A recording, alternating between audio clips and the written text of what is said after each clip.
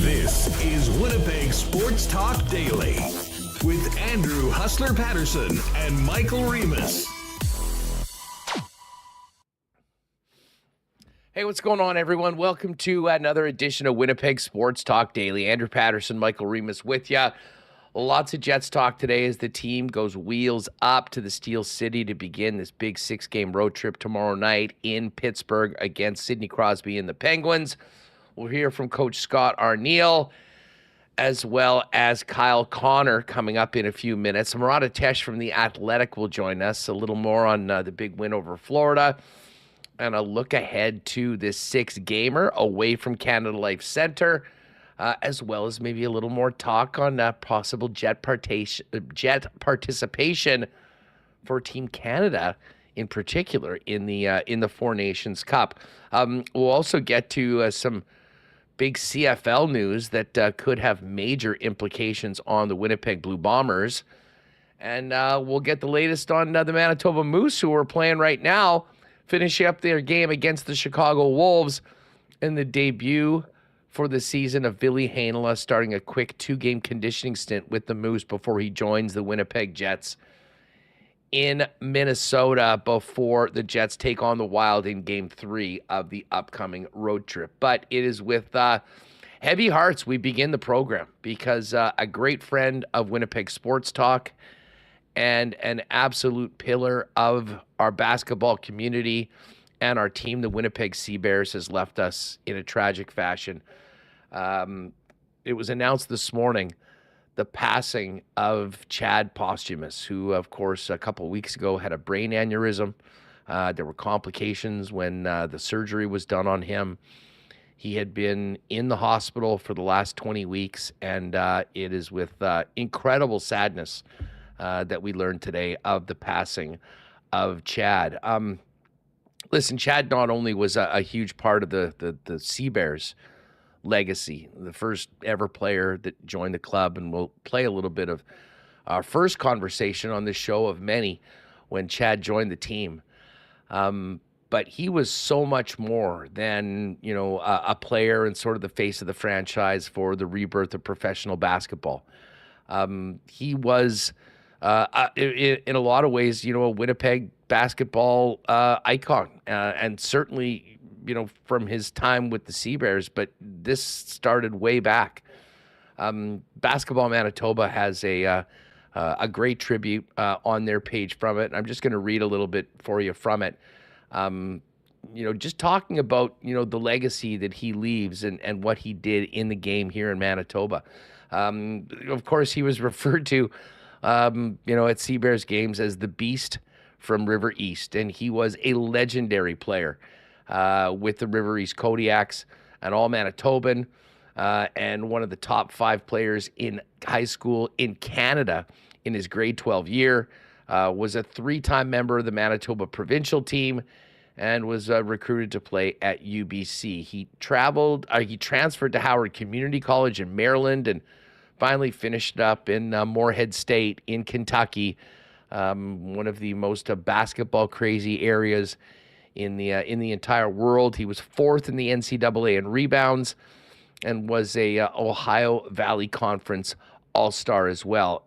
His professional career took him around the world. He started in the NBA Summer League with the Chicago Bulls and then went to Japan, Argentina, China, the United States in the G League, and Canada in both the NBL and the CEBL. And he was, of course, a Canadian national teamer, most recently at the FIBA AmeriCup in Brazil. We all remember he was the first player signed by the Winnipeg Sea Bears in 2023, where he was a team captain. And it is, and over these last couple of years of him being with the Sea Bears, playing maybe a lesser role last season as his career, continued on, was still the guy when it came to the Sea Bears media-wise. He was certainly our favorite guy to talk to amongst many great individuals on that team for the last 2 seasons, and was a mainstay as the Sea Bears continued all of their community outreach to really put roots down again of professional basketball in Winnipeg. And it's the news that nobody wanted to hear, but I think as we got reports of the seriousness of the aneurysm of what he was dealing with, we were, prepared for it in some ways, but it doesn't make it any easier. So certainly this show, dedicated to the memory of Chad and the entire sporting community in Manitoba, not just basketball, sends their thoughts and condolences to Chad Posthumus' family, his partner, his friends, of which there are thousands in this province, and of course the entire basketball community, and in particular the Sea Bears Nation. Tough way to start the show, but Remis, as I bring you in, I still think back to our first conversations, which we'll have some a little bit more, and he joined us and was just so excited to continue playing the CEBL, where he was a CEBL champion earlier, but having the opportunity to do it as the first ever member of the Winnipeg Sea Bears. And, his fingerprints are all over the success of this team, because as much as, the organization did an amazing job of putting on a great show at Canada Life Center, a big part of it was connecting initially a brand new team with basketball, and they could not have done it better by making the first signee, Chad Posthumus, who represented this city, this province so well around the world. And I'm not sure he had much more fun than playing in front of friends and family here in front of the best fans in the CBL with the biggest crowds on a team that was embraced so much by Winnipeg. Yeah, it was so cool when the team was announced to have a hometown player who played internationally as the face of the franchise. He scored the first game-winning basket. How exciting it was to be at that game. And we had a lot of great conversations with him. You were away in the summer, and I even took over, and he answered all my silly questions. So I was appreciative of his time every time he came on. And he gave a lot back to the community. Kids Sport Manitoba putting out a statement that he embodied the spirit of an ambassador. His unwavering support has made a difference in the lives of others and left a lasting impact on the kids sport community. Grateful for his dedication and generosity.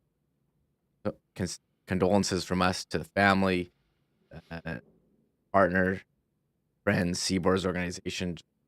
Extremely, extremely sad. So young, 33 years old. We kind of thought this might happen based on the report they had last week, but you saw the news.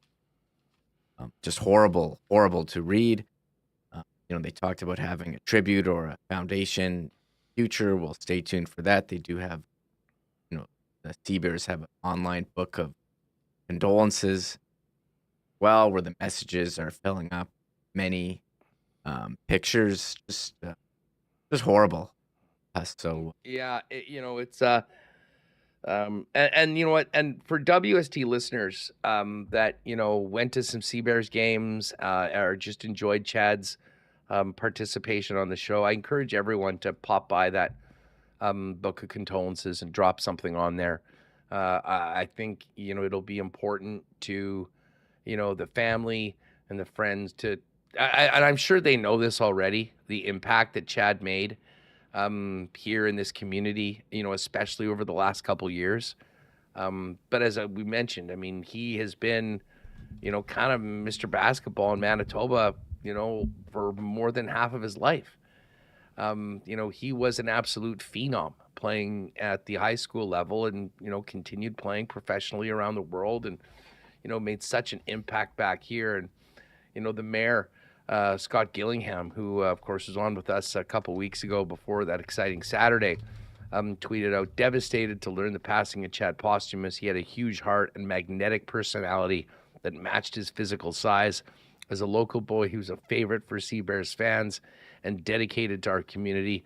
Deepest condolences to Chad's family and the Sea Bears organization. And, you know, the mayor, it is hilarious, that picture. I mean, just to show you how big, how big Chad is. And Gillingham's not a small dude whatsoever. But, I mean, Chad was pushing 7 feet. And, you know, I was lucky enough to be around him, you know, at some of the games, out at the Sport for Life Center where the Sea Bears sort of had their home base. And, you know, when you're that big, you're always attracting attention. But his interaction with kids was magical, to be honest with you. And part of it, obviously, was his huge size and stature. But he had a smile on his face about as big as his height, more often than not. And he was a guy that, you know, as I put in, you know, in my tweet earlier today, had the ability, whether he intended or not, to put the smile on the faces of anyone that was in the room that he was in or the gym, as it were. So just a horrible bit of news right now. And again, heavy hearts for us here at Winnipeg Sports Talk and the entire sporting community. And he will always be remembered as the first Sea Bear and someone that did so much for the sport here in Manitoba. As I mentioned a little later on, we will have, you know, some of our conversation with Chad after he became the first Sea Bear, and just remembering him and talking about the excitement that he had to come and be a part of the rebirth of professional basketball. And, you know, Remis, when we go back, you know, it'll be great to watch that again. But I'm not sure that even he could have imagined the impact that he and the team would have in basketball in Manitoba. And that's what makes this, you know, even, I think, hit home even more is just how successful he and this team and organization had been, and how quickly they had become such a big part of our Manitoba sporting community. And it all started with Big Chad. Yeah, he was the first one. And, you know, we do have that interview that you do with him when he signed it, his excitement for bringing pro basketball to Manitoba, how the basketball community is large and growing, and how he was a part of it. And I'm sure, you know, he would have been, when his playing days were done, he would have still been a huge fixture here in the basketball community. And just such a terrible loss. Hustler, you know, great guy. You mentioned how tall he was. I did ask him about, you know, how he's going on airplanes all the time, how he manages that. Mentioned to me his number one airplane tool is a neck pillow in a conversation this summer. So, yeah, it's just very, very sad to see the news today. He'll be incredibly missed, but his memory will live on with the Winnipeg Sea Bears. I don't think we'll be seeing anyone wearing number 33. And obviously, when this next season begins, they'll be. I mean, the Sea Bears do everything first class. I have no doubt that there'll be a very first class tribute and a memory to Big Chad as the Sea Bears enter their third season. We will have some of our conversation with Chad Posthumus a little bit later on the program. As we move on, as difficult as it sometimes is, we get to the Winnipeg Jets, Remis, who are up and on their way to Pittsburgh, getting ready to start this monster 6-game road trip. And, you know, it is just weird. Like, you know, they were on the road for 3. They come back for 1. They're back out for 6. They come back for 1. They actually have a couple more road games after that, and then settle in for a much more home-friendly schedule through the second half of December and almost all of January.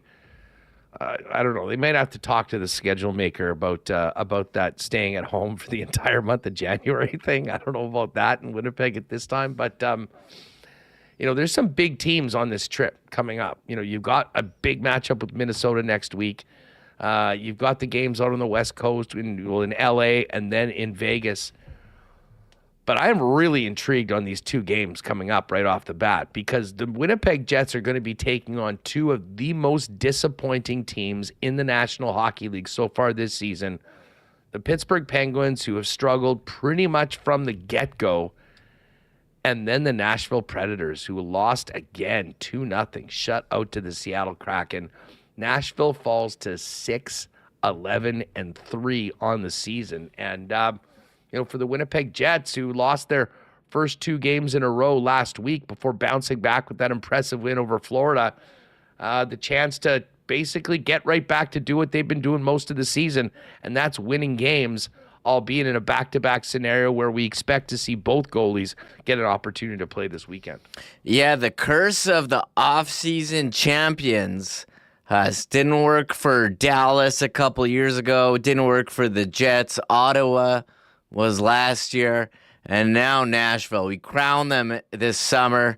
Really not working out, and not only did they lose last night, to Seattle, who also has kind of struggled since their great first season where they made the playoffs, but they got shut out. And this is a team that signed some scorers in March or so, and Stamkos. They signed Brady Shea to shore up the defense.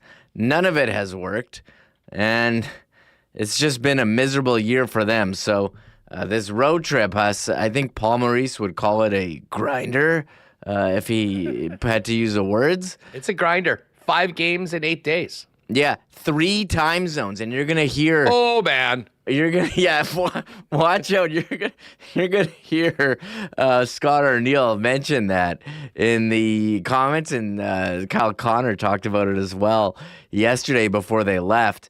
You're going from the east tomorrow or they're on their way to Pittsburgh, then the Central for 2, and then the West.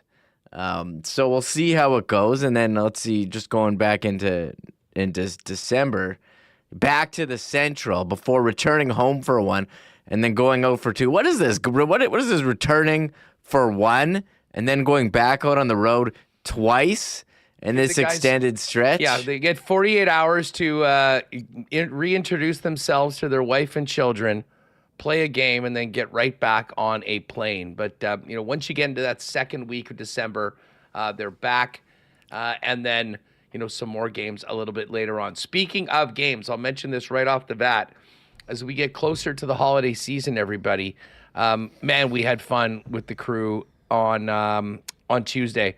It was our second Winnipeg Sports Talk game of the month. Great to see everyone out there that joined us.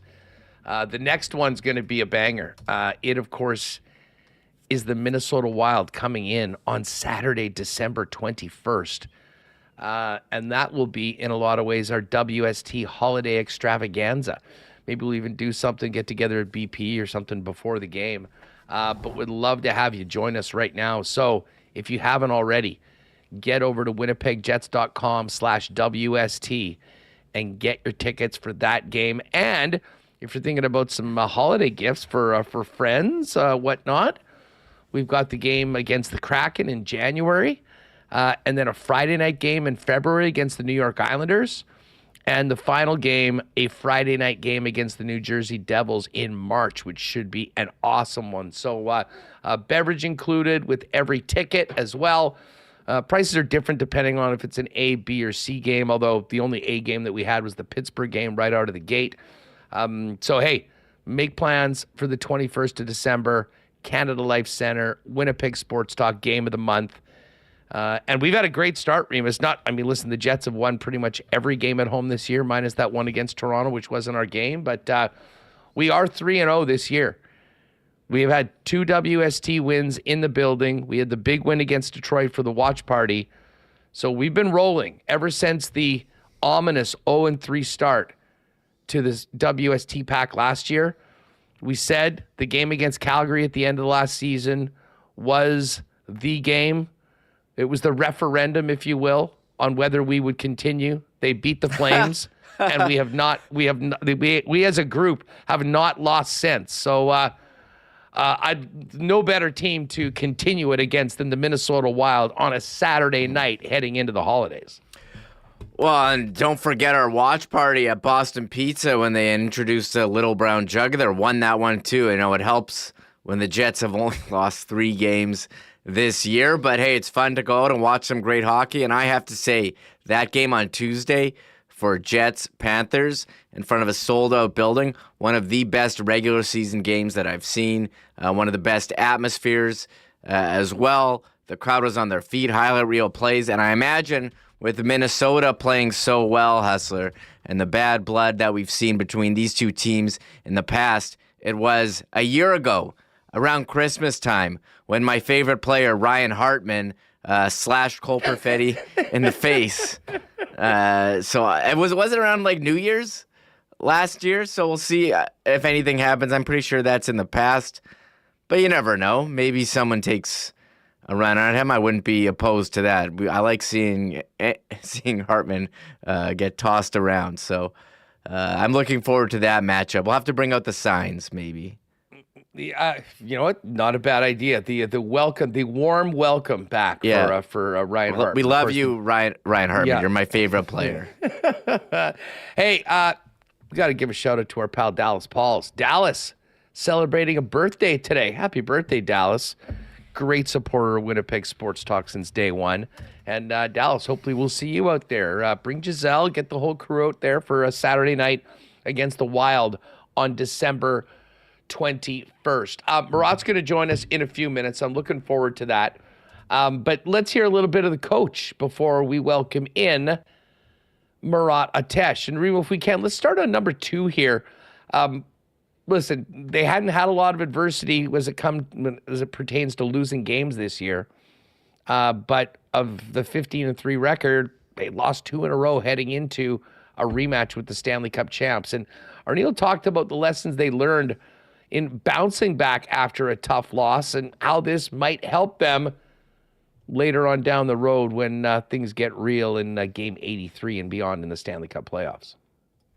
Yeah, I mean, I know what you're talking about. I mean, that happens in playoffs. You have a bad game and you got to put it behind you and go on and how you play the next one. And it was great that we got to be against the Stanley Cup champions and, to have be fortunate enough to play them after a not so great game, and just in the fact of how we went out and went after them and we got back to playing Jet hockey, playing our game, and I think that helped us to kind of get the upper hand. And I've said all along that we play these games, we grow calluses, our skin gets thicker, and it's all being pushed towards what happens when we get if we get into playoffs. That's what we're building towards. That's why we're not over the top here.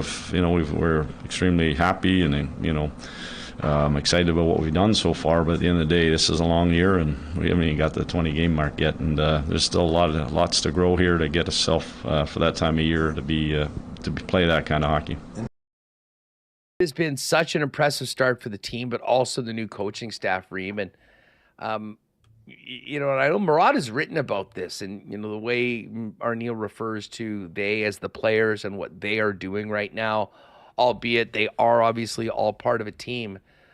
But I have to say, and I mean, listen, sometimes this does come off as cliche, but it's difficult because it's 82 games. The way that they have been happy and proud of what they've done, but continually moving on, focusing on what is to come, and not maybe getting fat and happy, which, to be honest, I think Jet teams in the past sort of did a little bit. It seems like they've learned their lessons, and those are still with them as they continue to play hockey as well as anybody right now. Well, better than anyone, as they have the best record in the league. Yeah, they're always looking for improvements. They're never satisfied. They're saying all the right things, but not only saying them, they're acting upon them, and they're executing their game plan. And we talk about the offseason champions like Nashville. I think you see, bringing in new players, it's tough to have a culture, to have identity, to have team roles.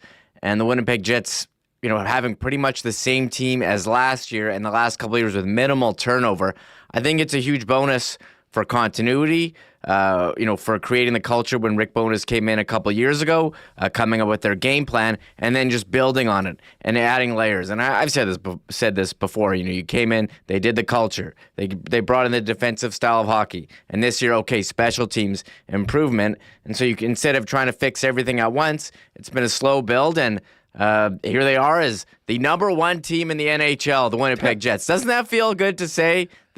first in the standings. It never gets old. It never gets old. But again, as already said, we're not even 20 games in, and much like we jokingly raised a banner for the Nashville Predators as the offseason champs, nobody's raising a banner for having the best record in the league at the quarter point of the season, although it does put you in great position to be a playoff team. But most importantly, it seems like they are holding on the hard lessons that they've learned from the postseason, where they've fallen short the last couple of years, and are continually trying to build to be a better and more dangerous team that can, conquer some of the demons that still hang around from these last two postseasons. Here's number 3. Arnie, expand a little bit on how that 2-game losing streak didn't snowball into 3 or more games. Yeah, I mean, it's sometimes you get away, you have success. Maybe you play a couple opponents that play a different wide open style, and then you run into 2 teams that give you nothing through the middle of the ice and force you to work to gain zones. Sometimes it's just situations where you're not at your best, and I just think that we got a chance to reset. We knew that if we were going to come out and play a soft game or a same kind of game against Florida again, it was going to have the same kind of results. And I just love the fact that I'll throw this first and foremost at our leadership and our top players. They were our top players. To me, that was so evident last game. We went to Florida. Their top players without a doubt, were their top players. And I just love the fact that our guys, our leaders all stepped up and they led by example. They talked amongst each other. Obviously, they weren't happy with how things went, and we got the results that we needed. What's interesting, and I can't wait to talk about this with Murat, we all noticed starting the Scheifele line. And hearing Arnie talk after the game, that was something that they asked to do. And it seemed like whatever message came from the coaching staff about what happened in Florida resonated big time, and that top line stepped up, and it might have been the finest game we've seen from 55, 81, and 13 together. Just before we bring in Murat, here's a quick one from Arnie on the upcoming road trip beginning tomorrow in Pittsburgh. Crossing 3 different time zones and kind of it's going to be a busy one, but we can only worry about Pittsburgh. And I know you guys don't want to hear, but that's really that's where this group has been really good. As much as we enjoyed that game last night, we can still talk about it today. Now we're moving on, and once we get down to Pittsburgh, it's all about new business. Against a team there that's trying to find their way, we got to go in there and make sure that we're just as good as we were last night. All right, so there is Coach Arnie. We'll have a little bit more, and we'll play some Kyle Connor a little bit later on. Murat's coming up right away. Just before we bring in Murat, a huge thank you to our good friends at Rolly's Transfer, the most trusted name in moving, family-owned and operated for over 60 years right here in the city. And Rolly's has an extensive logistics business, which is taking them on a daily basis throughout Winnipeg and southern Manitoba. And that means for you and your family, flexible routes, flexible timing, and great rates on your next move. Check out their website, phenomenal website that they've relaunched in the last few months at rollys.com. And up in the top right corner, there's a request an estimate feature. First things first, WST listeners, throw WST in the promo code for a special discount on moving services and moving supplies for Winnipeg Sports Talk listeners. And then let them know when and where you're moving and what you need to move. And they'll turn it around with a great quote for you very quickly and get you set up to hopefully alleviate as much of the stress out of a very normally stressful time of moving and give you and all your belongings the white glove treatment as only Rollies can onto your next destination. For your next move, make it Rollies, the most trusted name in moving in Manitoba for over 60 years. Find out more, request an estimate today over at rollys.com. Still no snow on the ground here. That's not the case for many of our friends in and around the other parts of Manitoba. But Manitoba Battery is ready to go because we're below zero right now. The snow is coming, and it's time to get ready for winter before winter gets you. We all know this. No one likes freezing their ass off outside trying to get a car started in -30. You got to avoid that at all costs. And Manitoba Battery can help you before it's too late. Get your battery tested for free. If you're not sure how that battery is going to hold up, pop by either one of their 2 locations for a free battery test. And if you do need a new battery, you'll save at least $10 more off the battery you need, making the best battery prices in Manitoba even better. And booster cables, you got to have those for the winter. 12 footers for $19.95, 25 footers for $59.95, or a 2,000 amp jump starter available for only $129.95. Keep warm, avoid frustration, and get ready for winter before winter gets you at Manitoba Battery, the battery specialist, with free home delivery on purchases over $60 and 2 convenient locations to serve you. Shop local and go to manitobabattery.com to learn more. And hey, our friends over at F Apparel are getting ready for the holidays. And guess what? It is time for the Black Friday campaign, which is on right now from November 24th to December 2nd. And it is the biggest sale event of the year at F Apparel. Custom suits starting at just $349.95, with ties from $19 and custom dress shirts from $49. You can shop online at fapparel.com. That's EPHapparel.com.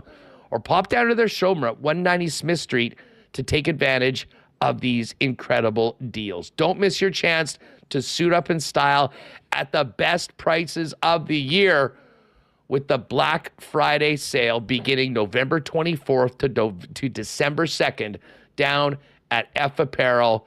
Guys, you won't be disappointed. And by the way, if you are needing to upgrade that menswear game, you might want to nudge that special someone and say an F gift card would be a great gift, or better yet, get the best prices all year and get down for the Black Friday sale next week through the 2nd of December. All right, let's welcome in our pal Murat for the latest on the Jets as they hit the road. Murat, what's good, buddy? How are you? Hey, good to see you. Good to see you. You too.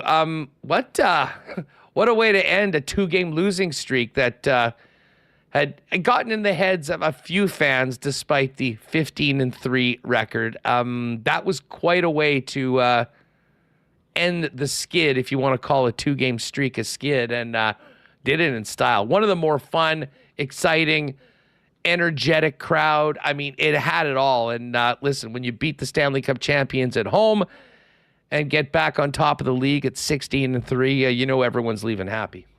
Yeah, you know, the way that you put it, that it sort of got in some of the fans' heads, it makes sense though, right? Like the narrative of this team is that there's a certain playoff way that they're not able to play, that if once the stakes ramp up and the intensity goes and Colorado's playing this way or Vegas is playing that way in the first round over these last couple of years, the Jets haven't been able to do it.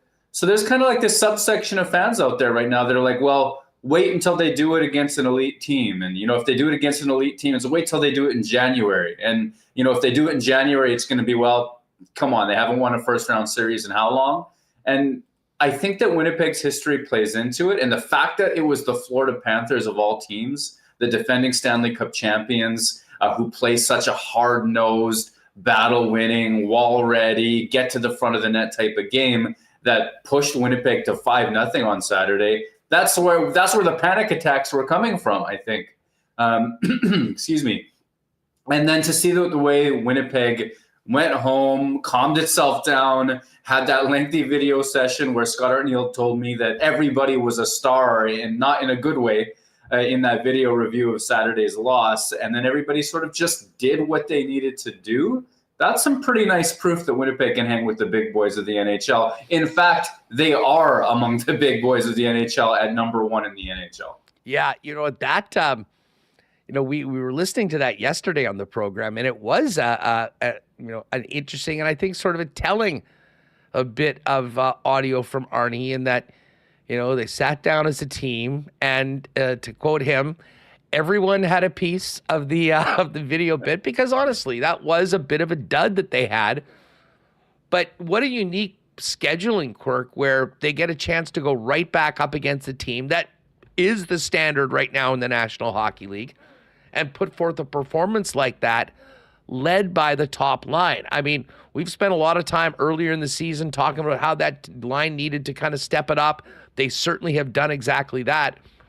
But honestly, Murat, when you consider the scenario, the opponent, the way they set forth and asked the coach, we want to start, we want to set the tone and play the way they did, that was a huge statement game, not just from Mark Scheifele, although he led the way, but Kyle Connor and Gabe Vilardi, who I thought was brilliant, although wasn't all over the score sheet like those other guys. Yeah, that was one of the best 5-on-5 games from Gabriel Vilardi that I've seen in the last stretch of things. Like, he was winning his battles, he was knocking sticks out of the way, he was making plays, and his vision on some of the passes that he tried, like, you could really see he was helping control certain moments of the game. And Mark Scheifele with the hat trick, you're certainly not going to find a better, bigger performance than that. Like, and they needed every goal by the end of it to force that empty net situation where Morgan Barron capitalized. That was a phenomenal game. But the guy I amongst even those three that I want to point to is Kyle Connor. There is a little undertone of I don't want to say a captain serious, because he is easygoing amongst the serious declarations that he makes. But I've perceived maybe a step forward in terms of how dialed Kyle Connor is on his details and the sort of things that he likes to talk about and focus on in his scrums. People have talked a big, defense first, then offense game before. And I think we're starting to see this generation of Jets, possibly led by Kyle Connor, though Mark Scheifele is a big piece too, pushing back at these key moments, especially against Florida in this back-to-back. I don't know. I think Kyle Connor is having that season that a lot of people might have hoped that he would have, when his perception can be as an offense-only player. He might be an offense-first player, but he's certainly not an offense-only player, and he's taking some pretty cool steps forward. Well, just while we're on that topic, because, I think you make a great point, about Connor. And we've talked about it, at times. We're 19 games in. There's been multiple times on this program where myself or Remis or yourself or one of the guests have, while we're talking about all the brilliance that he does in the offensive end, we've been talking about how his stick seems to be better, how he seems to be paying a little bit more attention to opportunities, whether it be on the forecheck or quick turnarounds to steal the puck from other teams, or in cases where, I still think to that play where Josh Morrissey broke his stick a few games back on the power play, and he raced back and caught up a guy with a pretty big lead on him to prevent a clear-cut breakaway. They're really leaning into all aspects of the game, and it seems to be helping them offensively as well. But let's go back to 8-9 games into the season when we were talking about they scored 1 at 5-on-5 and they had 9 against. That is completely flipped over this next 10-game segment. How has it happened? And was it just a matter of time, or have you found that they're doing some things differently, or just doing some things better as a group that's resulting in much better results on the ice? Well, even when they were getting dramatically outscored, the sort of shot numbers or scoring chance numbers said they should have gotten outscored. They weren't necessarily outplaying other top lines or the minutes that they got. They weren't winning them. And so they were worthy of criticism and critique. But it wasn't to the tune of the 9-goal difference or whatever it had grown to, or 7, whatever those numbers are. I've already forgotten them.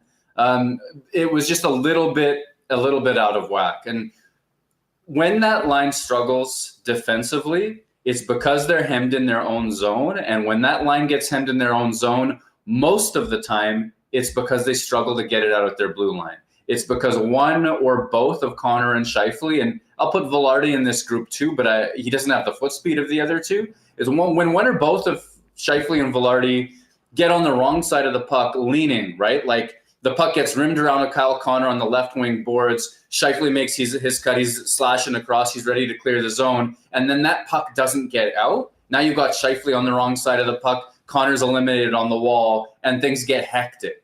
And they did get hectic, and that is something that can happen to that line. That's one specific aspect of the game. And when I think about their defense as a whole, let's use Kyle Connor as an example. I'll start it in the offensive zone. Number one, how hard are they getting back? And that's something I question less and less about Connor's play, especially this season. I think the decision to get back and the hustle and the speed to do it, I think that's no longer an issue, where in years past, that would be something I would spend more time concerned about. Step two, what happens when you get into the zone? What's that sort out like? Does that player know where to go? Does that player communicate with the D? The D can see everything in front of them, right? So they can point out which one to take, which guy to go to.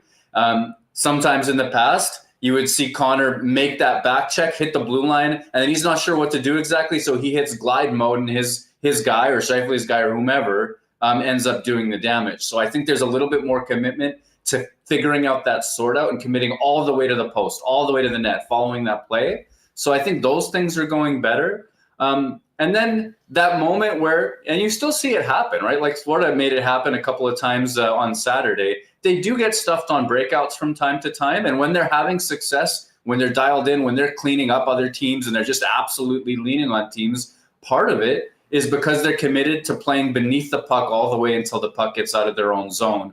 And I think the will is there. Now there's still learning and development and all that sort of stuff. There's physical tools. They're all unique people and players.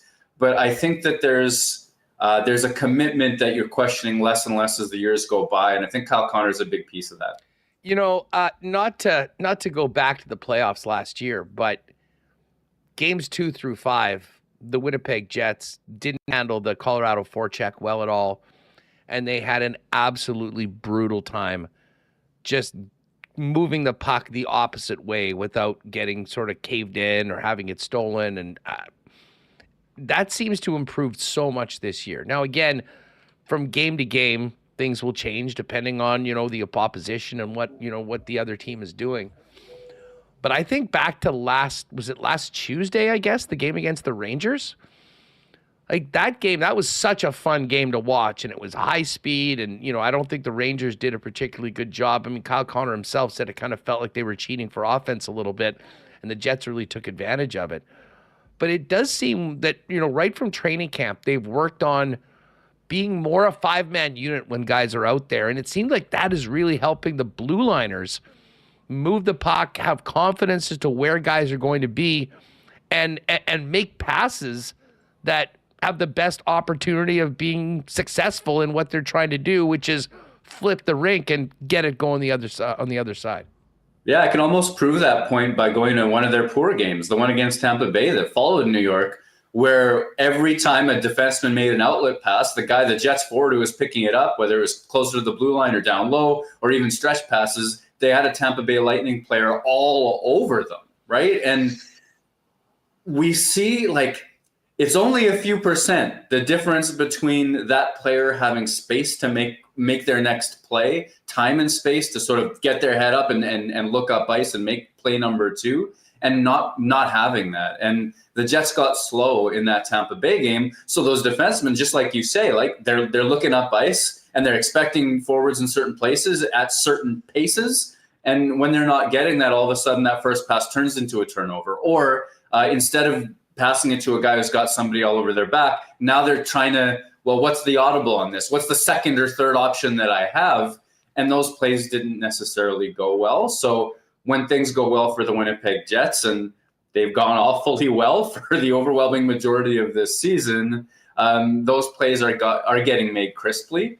I do want to say there's still a little bit of jury out, because being October, November, as it's been, nobody has moved as fast as the 2024 playoff Avalanche did. So it's still compelling for me. Every day is compelling for me to see, as the season takes its evolutionary steps, how do the Jets continue to cope with what's only going to get harder? And it's been fun to see them live up to it and push back and then have games like they just did against Florida. Well, and listen, this upcoming road trip, one of the longest of the year, is going to be another great test. Now, they're starting off against two teams that have really been underwhelming so far this season. But then Minnesota's been awesome. The Kings have had a great start. Vegas is Vegas.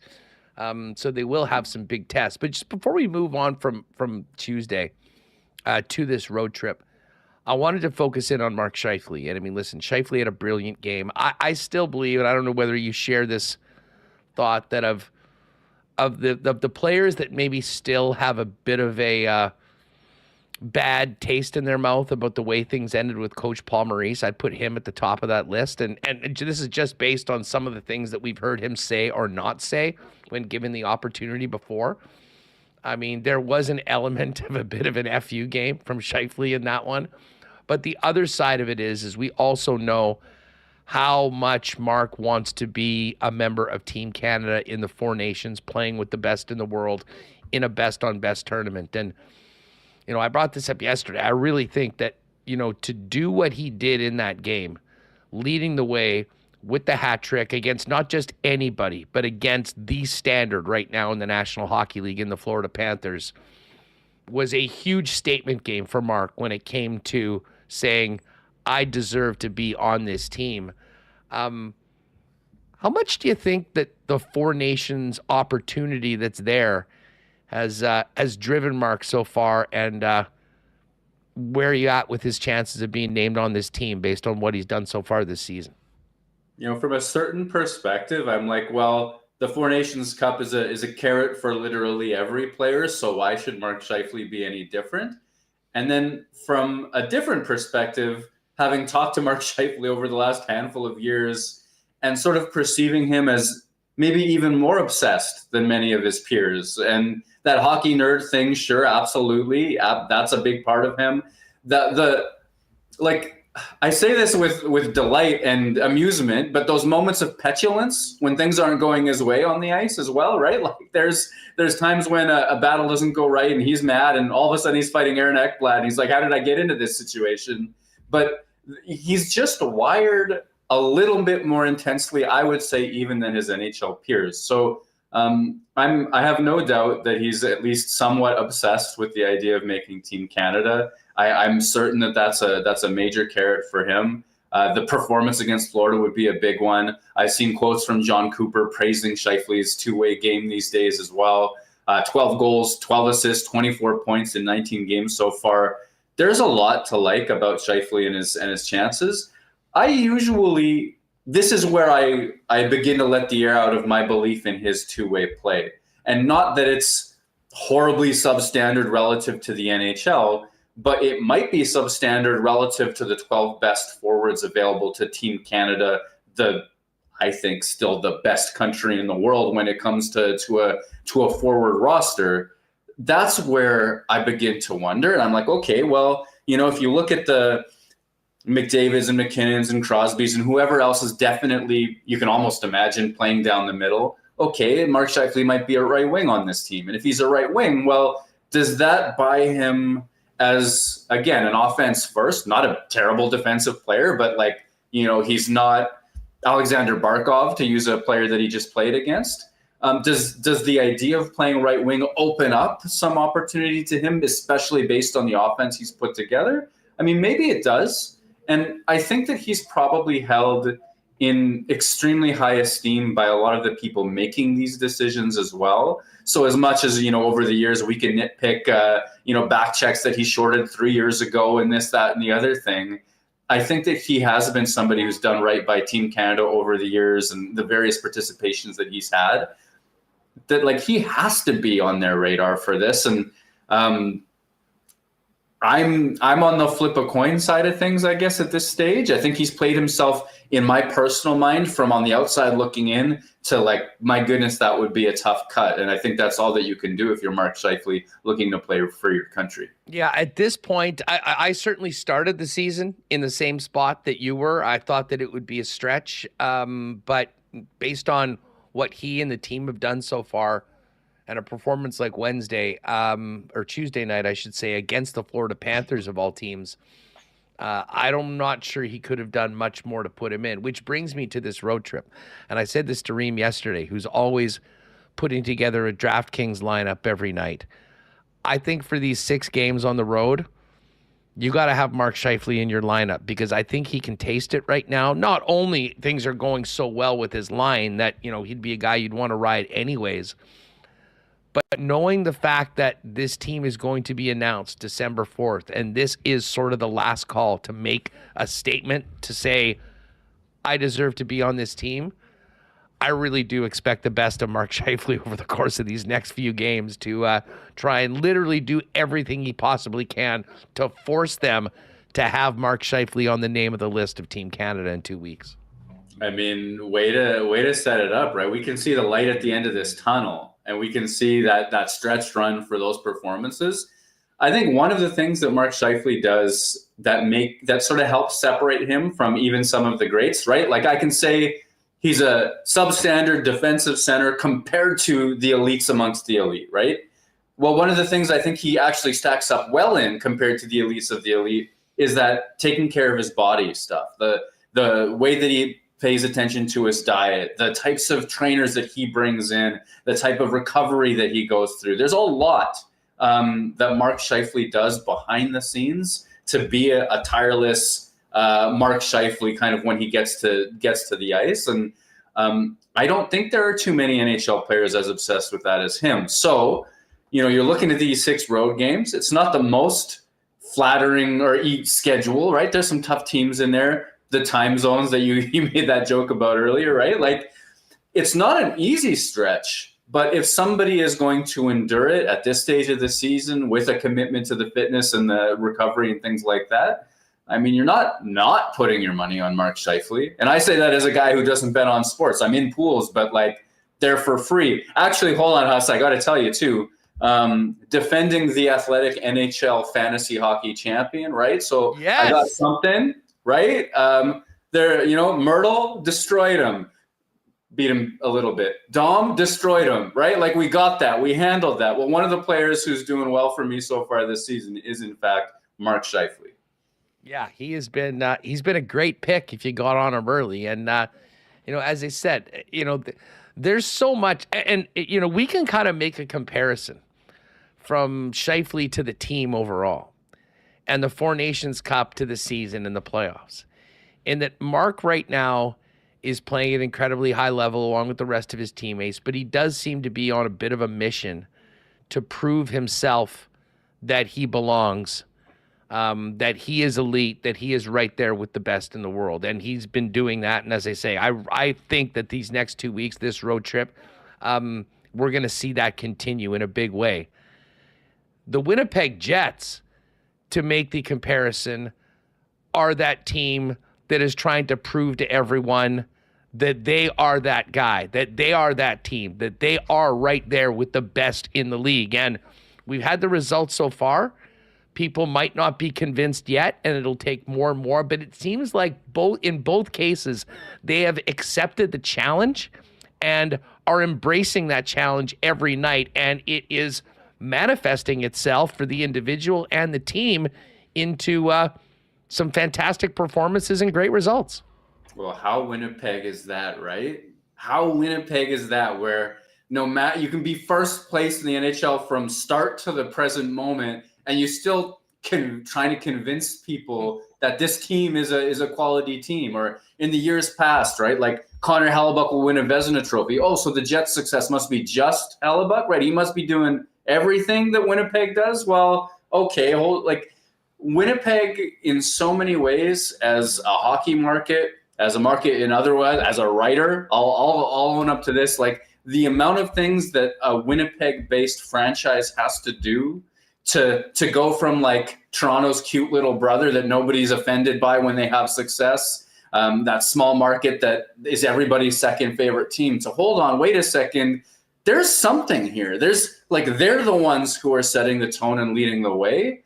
That's something that we've seen time and time again. Winnipeg doesn't get that respect. And then sometimes it feels like the moment that it does and people are like really tripping over themselves to pretend they knew it all along, that's when Winnipeg has had these second half slides in recent seasons too. So there's both ways of this. It's just delightful. It's just delightfully Winnipeg to me that this team is 16-3-0, fastest 15 wins in history, best 15 game start in history, a power play that's running hotter than the best power play in history. Connor Hellebuyck's still back there in net.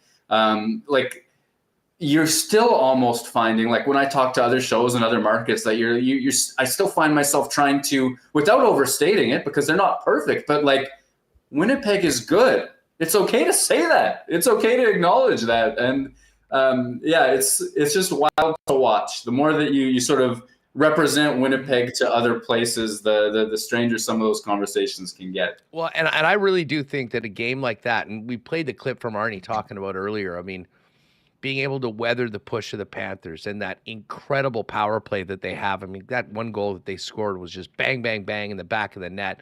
I mean, a couple of the other ones I would say were somewhat fortunate. I mean, they were sort of floaters that got in through traffic, although they hit some iron as well. But I mean, the Jets were full marks for that win. And even in the final 5 minutes where the Panthers scored and then they were about to kill another penalty, it was one of the more unheralded players on the team, and Morgan Barron, that stepped up. I would love to get out to practice and challenge, like even a Scheifele, like a top scorer, to try to pull that bank shot off. Outside of, like in practice, I wonder how many times out of 10 you'd be able to get it in the net. I don't think it would be very many. But I think that play by Barron was a perfect example of how everyone on this team has been contributing. And that fourth line in particular, Murat, I mean, over these last few weeks, they've been killing their opponents. They've been living in their other team's end more often than not. And they've been getting some really great results. And all of those players have been participating on the PK, Alex Iafallo on the power play. But it sure was nice to see Morgan Barron get rewarded with, I mean, you can talk about breaking a goalless streak in an empty net all you want.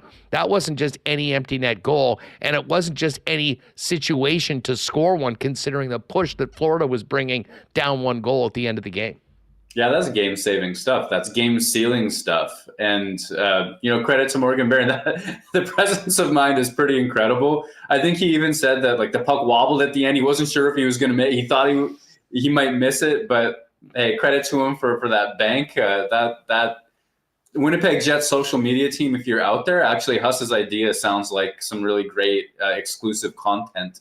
The thing I wanted to say about the fourth line, because I don't want to get carried away and say that Winnipeg owned Florida the other day or anything like that. They didn't push them out of the building all the way.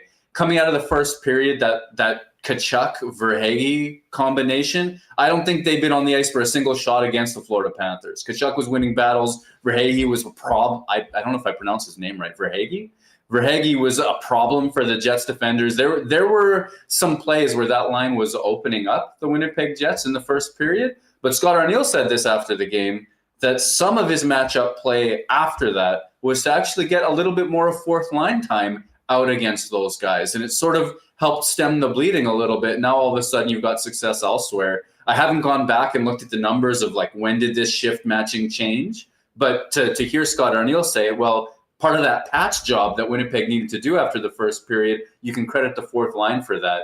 And when you can give them a job that important, that frees up guys to do damage elsewhere in the lineup, that's a pretty special role. Not every team gets to have a fourth line that does that. And Lord knows we've seen Winnipeg play through years where they didn't have that luxury themselves. It's been fun to watch. Well, not at all. And at times, I mean, I remember back in the Maurice here, at times we would see sometimes the fourth line play less than 5 minutes in the entire game.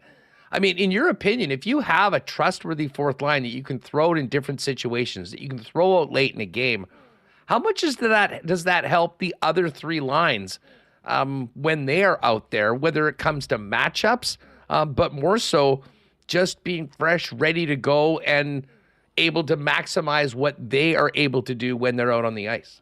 Yeah, this is a situation where I want some of that tracking data, and I want more information to back up the opinion. But I think that there is a lot to those little moments in a game where a line gets hemmed and now their next shift, I think, is affected. Like, I think that there is not a shift in the first period is going to kill you in the third, but like that shift after you get hemmed in your own zone or something to that effect can be a problem. Or if you go do that to the other team, that can be a problem for the other team. So I'm thinking every little thing that a fourth line can do to take Scheifele's job down from the 25 minutes that he sometimes hit for Paul Maurice to 20 or something a little bit more manageable for a star player, I think that makes the Winnipeg Jets a better team if you can count on the fourth line not to bleed you out while that's happening. And the Winnipeg Jets can count on that. So for me, obviously you increase the fourth line minutes. That does mean you have to play stars or other players less. So there's got to be a trade-off there. But I think when you have a quality fourth line and what you're doing is keeping those stars away from chaining back-to-back shifts or double shift moments or those stretches where they might not have it and there's some fatigue there. If you can prove that with that tracking data or anything like that, I think you could make a pretty darn good case that the Winnipeg Jets fourth line does help Winnipeg win games and not just on the score sheet or on the penalty kill. Well, and I'll tell you what, I mean, I think that listen, there'll be different cases where I think the impact of that will be different. It'll differ, but tell you what, perfect example coming up this weekend when you're playing in Pittsburgh on Friday night and then you're traveling to Nashville and dropping the puck 24 hours later. The ability to run four lines, I think, gives you a much better chance of being up to the challenge for that second end of the back-to-back, which is historically, for obvious reasons, much more challenging for teams than the first one. Yeah, 100%. Those are the sorts of moments that you look to depth, I think. And, we say this a lot of the time, and then we watch the minutes afterwards, and depending on what happened in the game, it doesn't always look like the fourth line got the boost. But I think that the general idea is that these are moments where depth can really shine. And Winnipeg, you might not hold Mark Scheifele up to Nathan MacKinnon, but I think you would hold up Winnipeg's fourth line to just about any fourth line in the league, right? There are certain areas where Winnipeg makes up ground, and that's one of them. And I think that that's a special thing. You've heard, I don't know if you've heard this. I think so. I think a lot of people have said stuff to this effect, but people talk about one of the reasons for Winnipeg's success as almost about continuity. Like these guys have played with each other and have known each other for a long time. There's sort of this ineffable, well, what does that actually mean? And I think that one of the ways which that you can really point at that manifests in a real tangible way is Winnipeg has four lines with distinct identities. You've got scoring one in Scheifele, scoring two in Nemesnikov. You've got checking one in Lowry, checking two in Rasmus Kupari's line. And those lines are so clearly defined. Arniel he didn't want to insult them by calling them a poor man's Lowry line, but he almost that's kind of the vibe, right? He's like a secondary shutdown line as that fourth line.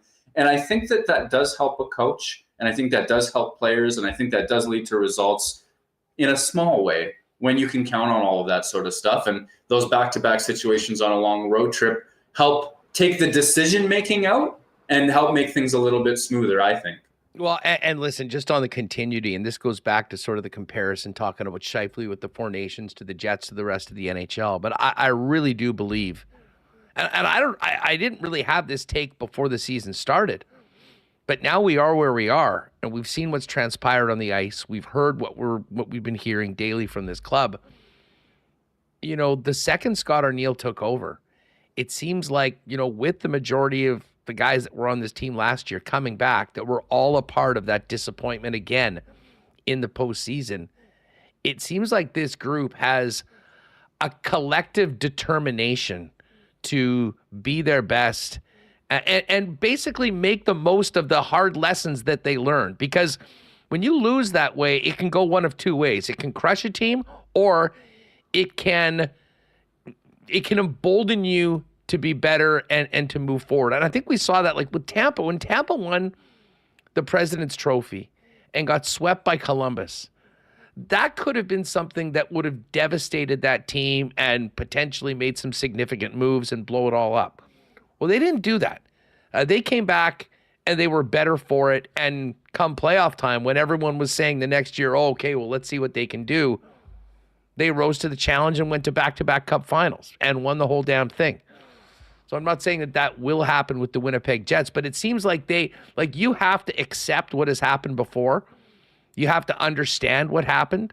And I think I give the coaches a lot of credit as to the amount of time they went through all that, dealing with the players, and then focusing in on how they can be better this game, the next game, and moving forward. And listen, the results speak for themselves. Hey, the blue line is a big part of this story as well.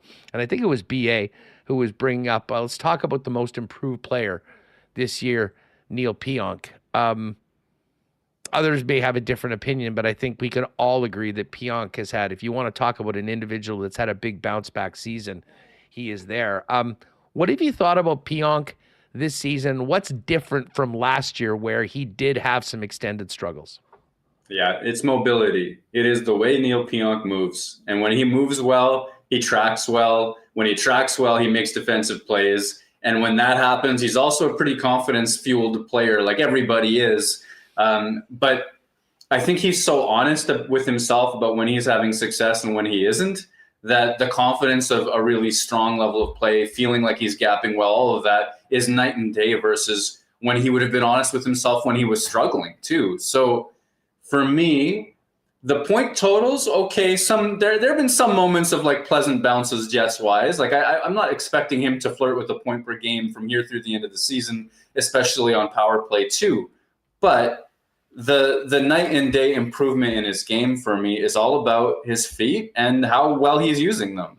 Part of that is that the foot injury, which he finally admitted, I remember going after, like, I was asking him in that 2022-23 season, would you cop to this? Like, we had conversations about it. There were some wry smiles, but never anyway. So like, for me, having him actually tell me in an interview earlier this season that, yes, I'll admit to that was, I don't know, it was like an achievement. It's not an achievement, but I think that it's clearly demonstrates that that's an important part of his game. He's not bigger than anybody else or like than everybody else. Even when he's moving well, he's like a plus skater, but he's not a burner, right? So he does need that step. And every now and again, there's a puck foible in the Jets defensive end and all that sort of stuff. But when he's moving as well as he is and he's tracking as well as he is, more often than not, he's making good plays. He has good chemistry with Dylan Samberg, and they've more often than not got the puck up ice and into good players' hands. Great things have happened. And then when Pionk's got the puck on his stick in the offensive zone, this is something he's always been able to do, but he's got real good vision for floating that wrist shot through traffic. He has a real good sense of beating that first defenseman with his shot, getting that puck onto deflections and all those sorts of things.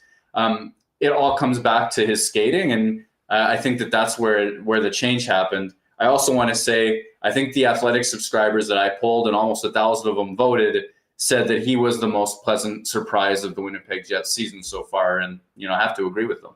Yeah, he I mean, he's really stood out. What does he have? 17 points in 19 games right now, just 2 back from Josh Morrissey, and on a team that now has 11 players in double digits. He really has stood out right now and playing with a bit of bite in his game too. Just 2 back of his defense partner, Dylan Samberg, when it comes to penalty minutes on the season.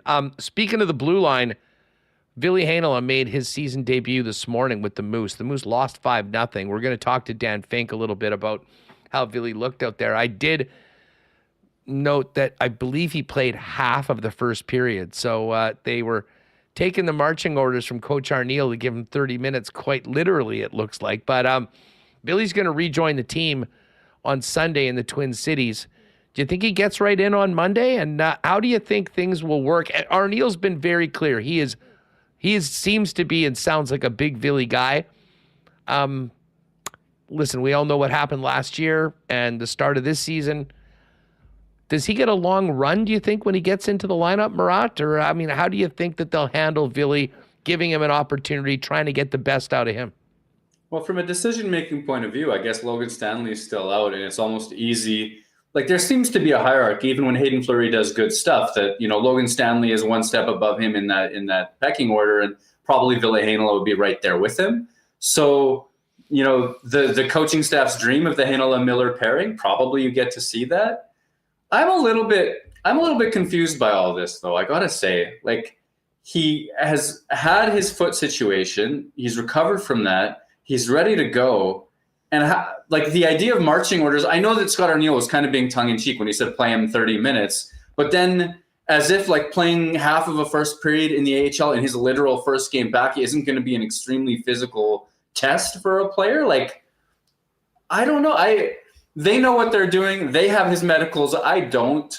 I just think, given what happened last year, and it took him a while to get up to speed again, that maybe my own expectations, I'm trying to rein those in and then saying, like, let's let the guy breathe a little bit. But what I think doesn't necessarily impact his schedule. He'll probably play a lot on Saturday as well, and then be called up just like they said that they would on Sunday.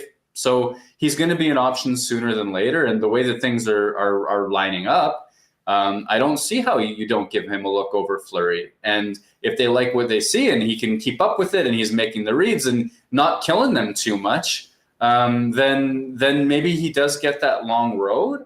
For me, I'm just like, the immediate escalation in difficulty is, I don't know, that's an ask. And maybe Ville's hungry and this is meant to be the season he takes that step forward. Maybe this is the sort of thing he has to be able to answer to cement himself as a player. But yeah, I think it's going to be a bit of a grind if I'm sitting here and telling you today. How do you see, regardless of how this weekend goes or how much he plays, when he gets in, because it's been a long time since we've seen him play an NHL game. We know the package that he's had. We know what he's done in the American Hockey League. He's a very different player than certainly Logan Stanley. How do you see that Heinola-Miller pairing work? And, on the positive side, like, what do you think he brings that will improve that blue line? And what would the biggest challenges be for him when he tries to establish himself as an everyday player? Yeah, his biggest positive, I think, is going to be the plays he makes with the puck and the quick reads and the passes that he's going to make with that puck. And that's in all three zones. If Ville Heinola is first into a corner and comes out with his head up, I think he's going to make a good first pass, whether it's short or long. He can find a stretch pass. He can find a quick outlet pass. The challenge there will be, after all that he's been through and most of his career being in the AHL so far, does he get into that corner first? And does he make his decisions fast enough such that his passing ability gets to shine? I think there's going to be some growing pains there, but I think he does have that. I think he has that. In the offensive zone, I think that he does a really good job of jumping in, whether it's a rush play or they've been in the zone for a while. He's good at getting off of that blue line and making himself a threat, making himself an option to pick up other passes. He'll get that puck on net. And I also think that he'll be able to find Colin Miller for if Heinola is jumping in off the left point, somebody gives him a pass. Now you've got defenders turning their heads. I bet you he'll find Colin Miller for a couple of passes there. That should be available. The biggest challenge, I think, like the decision-making speed challenge, I think is one, it's a hurdle he's going to clear even if there are growing pains. Defending the front of his net and on the wall, I don't think he gets nearly enough credit for being a bit of a pest. He's like sneaky dirty sometimes, and that helps him stay in the fight against players that are bigger and stronger than he is. Those battles and those moments, can he tie up a stick? Can he push a guy at just the right time and keep him off balance? Can he do that? Well, the fact that he had success at camp last year is why they were going to give him that job. I think he can get to it, but that's got to be the number one weakness or the thing that you're looking for as a bit of a stress point for Ville Heinola. Hey, Murat, great stuff. Hey, before we go, let's just look at these games tomorrow and Saturday. And just quick thoughts on the brutal start of the Penguins and the even worse start of the team we raised the banner for in July, the offseason champion, Nashville Predators, who got shut out last night by the Kraken. I mean, it's shocking that both of these teams, to be honest, with the high-end talent they have, are where they are. Yeah, it's wild. And in Pittsburgh, like, it's a bet that everybody can see them making. They're betting on the core that won them cups, and they want to give them the best possible chance to win. And that's absolutely not what's happening. It seems as though, like, every day there's a new theory about has Sullivan lost the room? Was that team never good enough? Are the stars aging? All that sort of stuff. I think that's a better group of players, especially at the top end, than maybe it gets credit for sometimes, even still at their advanced age. But that's a mess. And if you're the Winnipeg Jets, you don't want to be the team that gives them hope. You don't want to be the team that lets them control things or pounce on a few mistakes, and all of a sudden you're the reason why they've got momentum. Nashville too. I think that there's a better group of players on paper than the results that you're seeing. And I don't really know why it is. I haven't caught a lot of Nashville. I don't know if I've watched a whole period of Nashville Predators hockey so far this season. And so the why of it all, I'm not sure. If Ryan O'Reilly can still play and the Predators are out, I like him as a deadline ad, to be honest.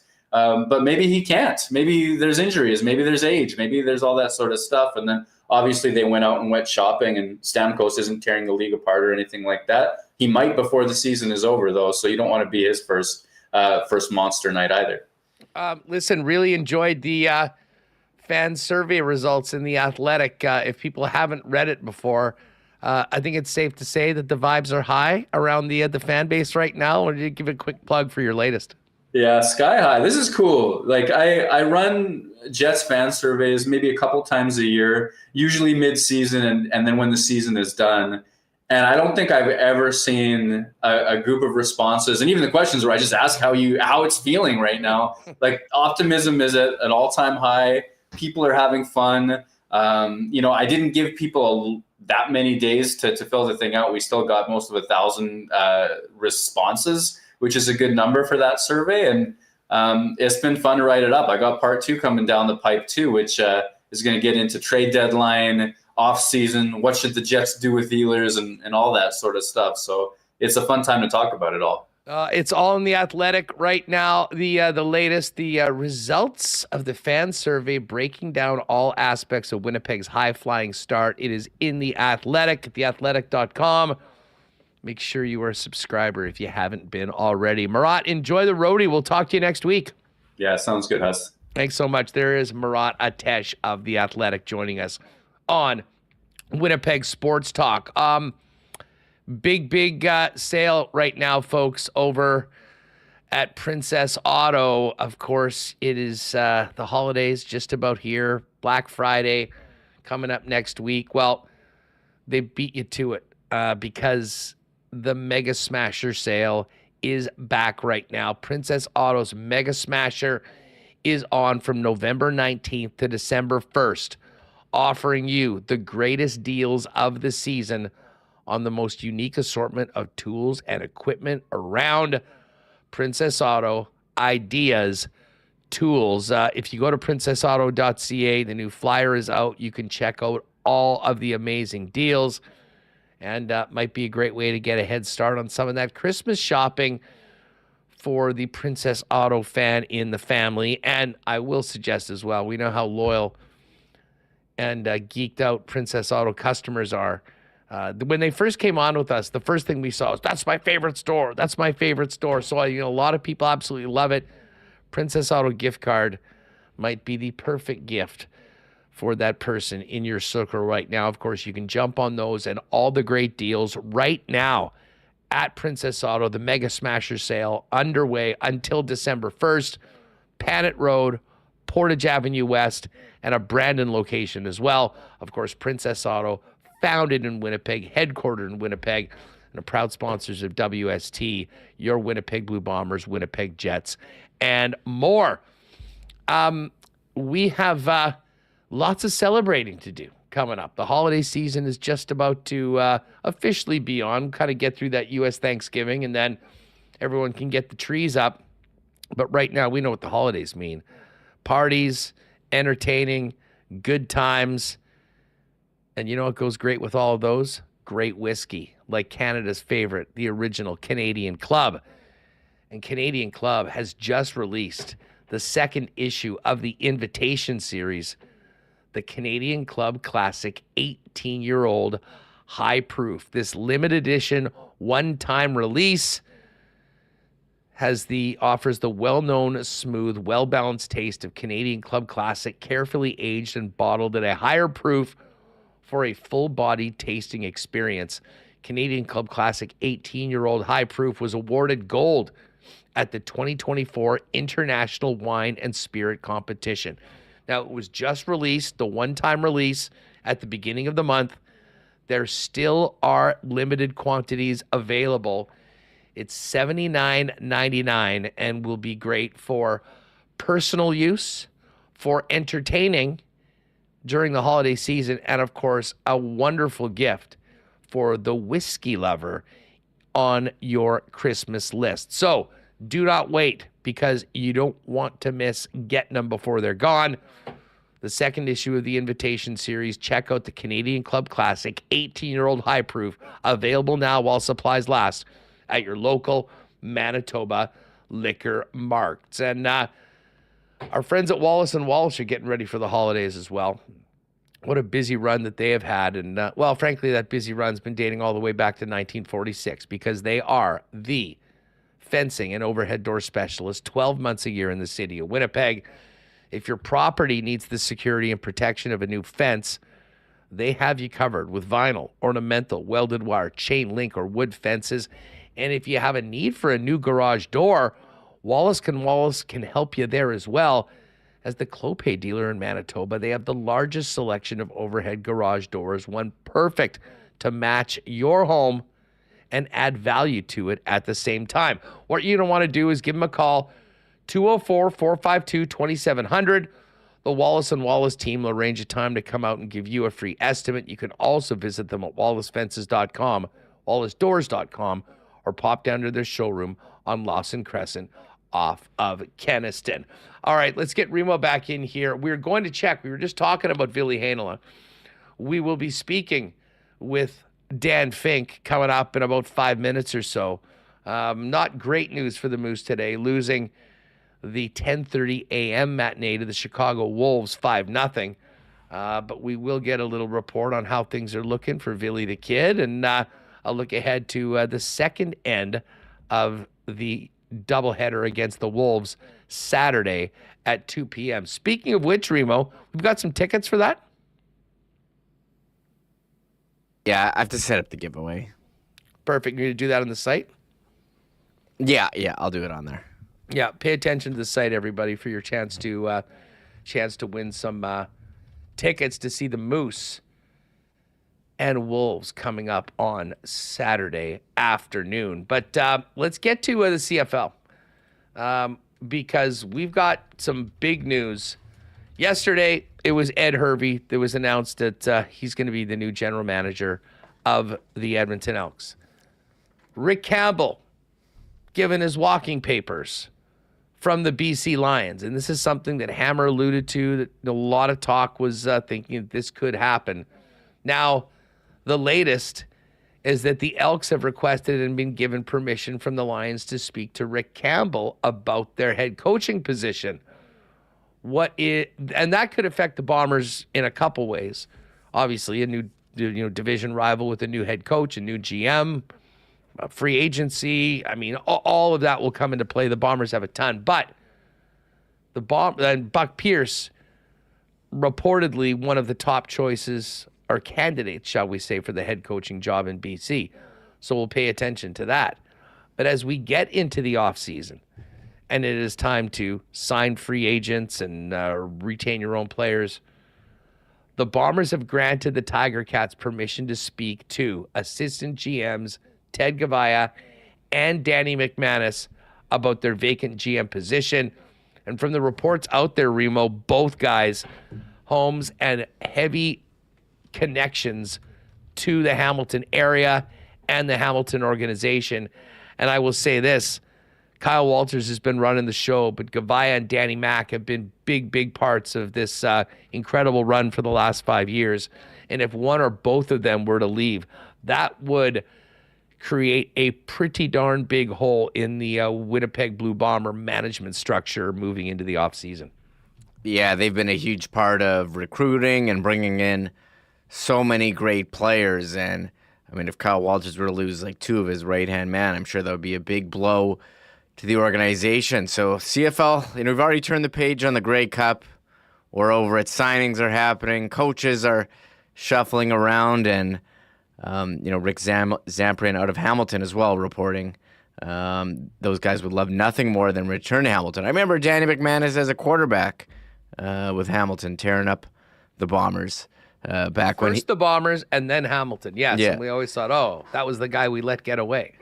Yeah, he was very good. So, interesting all the shuffling that is happening, and waiting to hear about the BC Lions head coach Farhan. He's all over it, saying, could Buck Pierce be someone who goes to BC for that head coaching job? But interesting that he also did report, yes, the Bombers have granted the Ticats permission to speak with their two assistant GMs. The Ticats, man, that's a team with a long Grey Cup drought. Wouldn't they love to have some kind of success there, Hustler? Yeah, I mean, listen, they came close a couple times, losing to the Bombers in the big game, but they've gone in reverse the last few seasons, and I'm really intrigued about this CFL offseason. Let me throw this at you for the why not question of the day. Bernard Autocorp over at Waverly and McGillivray. If Buck Pierce were to leave the Bombers to be the new head coach of the British Columbia Lions, where should the Bombers turn for a new offensive coordinator? Is it somebody in-house? Or is there somebody else around the league that you think that would be a good choice? Let us know in the chat right now. And speaking of the chat, before we bring in Dan Fink, who's going to join us in just a couple minutes to get the latest on the Moose after their morning game today, let's get over and do a little fan feedback brought to you by fansfirst.ca, your best option for buying and selling tickets with no added fees. What you see is what you pay. I know there were a bunch of Bomber fans that grabbed seats for the Grey Cup on Fans First when we were out in Vancouver on the weekend. And, of course, another sold-out game on the weekend. But even when the game is sold out, check out fansfirst.ca. You can still get your chance to get in the building. And it is a great resource if you do have a couple extra tickets or somebody can't make it, to make sure that you don't burn them. Check out the site at fansfirst.ca. Lots of topics in the chat today. SK, we were talking about the defense. You don't need Big D if you can get the puck out of your end fast and the opponent isn't sitting in front of / on top of your goaltender. This, of course, relating to our conversation with Ville Heinola. And that is the one thing Ville does exceptionally well, moving the puck, making the right passes Murat just laid out. The concern for Ville is his size and, will he be able to win those battles and compete at that level against some big, strong, tough forwards that you'll see throughout the season, but especially in the Stanley Cup playoffs when things get a little looser. We're talking a lot about, we're already getting into the trade deadline talk, and for me, that's a little ways away, but I do see B.A. Split mention that he might be interested in Trent Frederick to add to the crew. Lots of talk about Sidney Crosby and Phyllis mentioning, so I don't think it's a great idea for someone like Sid the Kid to move elsewhere. You have to relearn the whole coaching style and get to know a brand new team. I don't think that would be an issue whatsoever for Sidney Crosby. The one thing is, and I don't think Sid's going anywhere, he's a Stanley Cup champion. He is a legend. He's a surefire Hall of Famer. And much like the man who housed him when he started his career, Mario Lemieux, I think it's pretty darn clear that his plan is to retire a Pittsburgh Penguin. That being said, it's pretty unfortunate to see where they're at right now. Moving in. Comet, we were mentioning Ryan O'Reilly as a potential acquisition. I don't know if Ryan O'Reilly has enough in the tank for a deep cup run anymore. He can still make a difference, I think. He'd be a guy I wouldn't mind to have it. And then Darth Skater talking about the fourth line. Bingo. Maurice overplayed Wheeler and Scheifele. The root of some bitterness and why the third and fourth line are lifting some of the load is so important. Keep the fan feedback coming in the chat. Fan feedback brought to you by Fans First, by fans, for fans, no fees. All right. This is probably a weird one. It's not too often we have a weekday show, and at 2:30 we're bringing on an individual that has already called a professional hockey game in the day. But that was the case. Not a great day for the Moose, dropping a 5-0 decision to the Chicago Wolves. Let's welcome in Dan Fink, who's got the suit off, looking a little more relaxed right now with this always beautiful backdrop at the downtown headquarters of the Herd. Dan, how are you, buddy? Great to have you on the show. Doing well. Good to chat with you here. As you mentioned, a bit of a tough day for the Moose, but the glorious thing about the hockey season is you usually have a chance to make right up for it in a day or two. So the Moose will get back at it on Saturday. By the way, love the 25 seasons shirt right now. We've got the logo coming out, and I was actually hitting on the website earlier on the link from there, and lots of great merchandise and a special jersey that the team's got that was just a jersey. You say a jersey, I say. A jersey, you say? Look at this. Something like this. Sorry, I don't have the OG logo. Beautiful colors, Jets on the site. Did they wear that one today? Sorry, switch back to the mic. No, that's going to be Saturday. So that's the 25th season game coming up on Saturday. So that's where these jerseys will debut. They'll wear them 3 more times throughout the season after Saturday. But of course, you want to see them the first time. Also, first 1,000 fans through the doors get this a very nice collector pin. First of a series of 4 pins that we're going to be giving away throughout the season. I got props today, Hustlers. So I love it. I love it. You're always one of our most prepared guests with the beautiful backdrop, and you've got it all. So yes, Saturday, 2 p.m., the rematch between these two clubs. Listen, first and foremost, everyone wondering how Ville Heinola looked. I mean, I did see, I'm not sure it was you or someone said that he basically played like half of the first period. I was looking at the sheet on AHL.com. I didn't catch ice time, but, it's been a long time for Ville to get back on the ice. I know he's very excited to get back playing again and obviously get a crack in the NHL. You know this young man very well from his time with the Moose. How's he been over the last couple of days back for the conditioning assignment? And what did he look like getting his first game action of the season? I got to say, my job, Huss, would be a lot easier if I had stats like ice time publicly available to work with. Someday. For Ville, I think Mark Morrison said in the post-game show that he was over 20 minutes for sure. I don't know if he got to the 30 that Scott Arniel was joking about ahead of that game, but for Ville, obviously. Big for him to get back into the lineup and look to kind of get his feet wet and get rolling. I mean, very early on, he was jumping up into the rush and creating offense as he tends to do and walking the line as he does. That's certainly one of the most fun things to watch when Ville Heinola has got the puck in the offensive zone and the wizardry that he can put together at the line. Some tough moments as well. I mean, there's a sequence where he gave the puck away right out in front of the Moose net as he gets that timing down, gets those hands back together. So that's what these games are for Ville, is to get back into the lineup, to get settled in, to get playing again. And he gets to do it in a comfortable situation too. I mean, he was playing with Simon Lundmark, who he was paired up with for most of last season when he was back in the lineup after rehabbing his injury, and certainly looked to be in a bit of a different spot this time around coming back than last time. Obviously, last season he was coming back after missing half the season. This time, and not quite so much of the that situation. So for Ville, he gets some more time in, and we'll see how it progresses. You mentioned playing again with Simon Lundmark, who had that great camp and has had a nice start to the season as well. And I'm just thinking about this. The game on Saturday, with it being the 25th season, could potentially be the final game Ville Heinola ever plays for the Moose.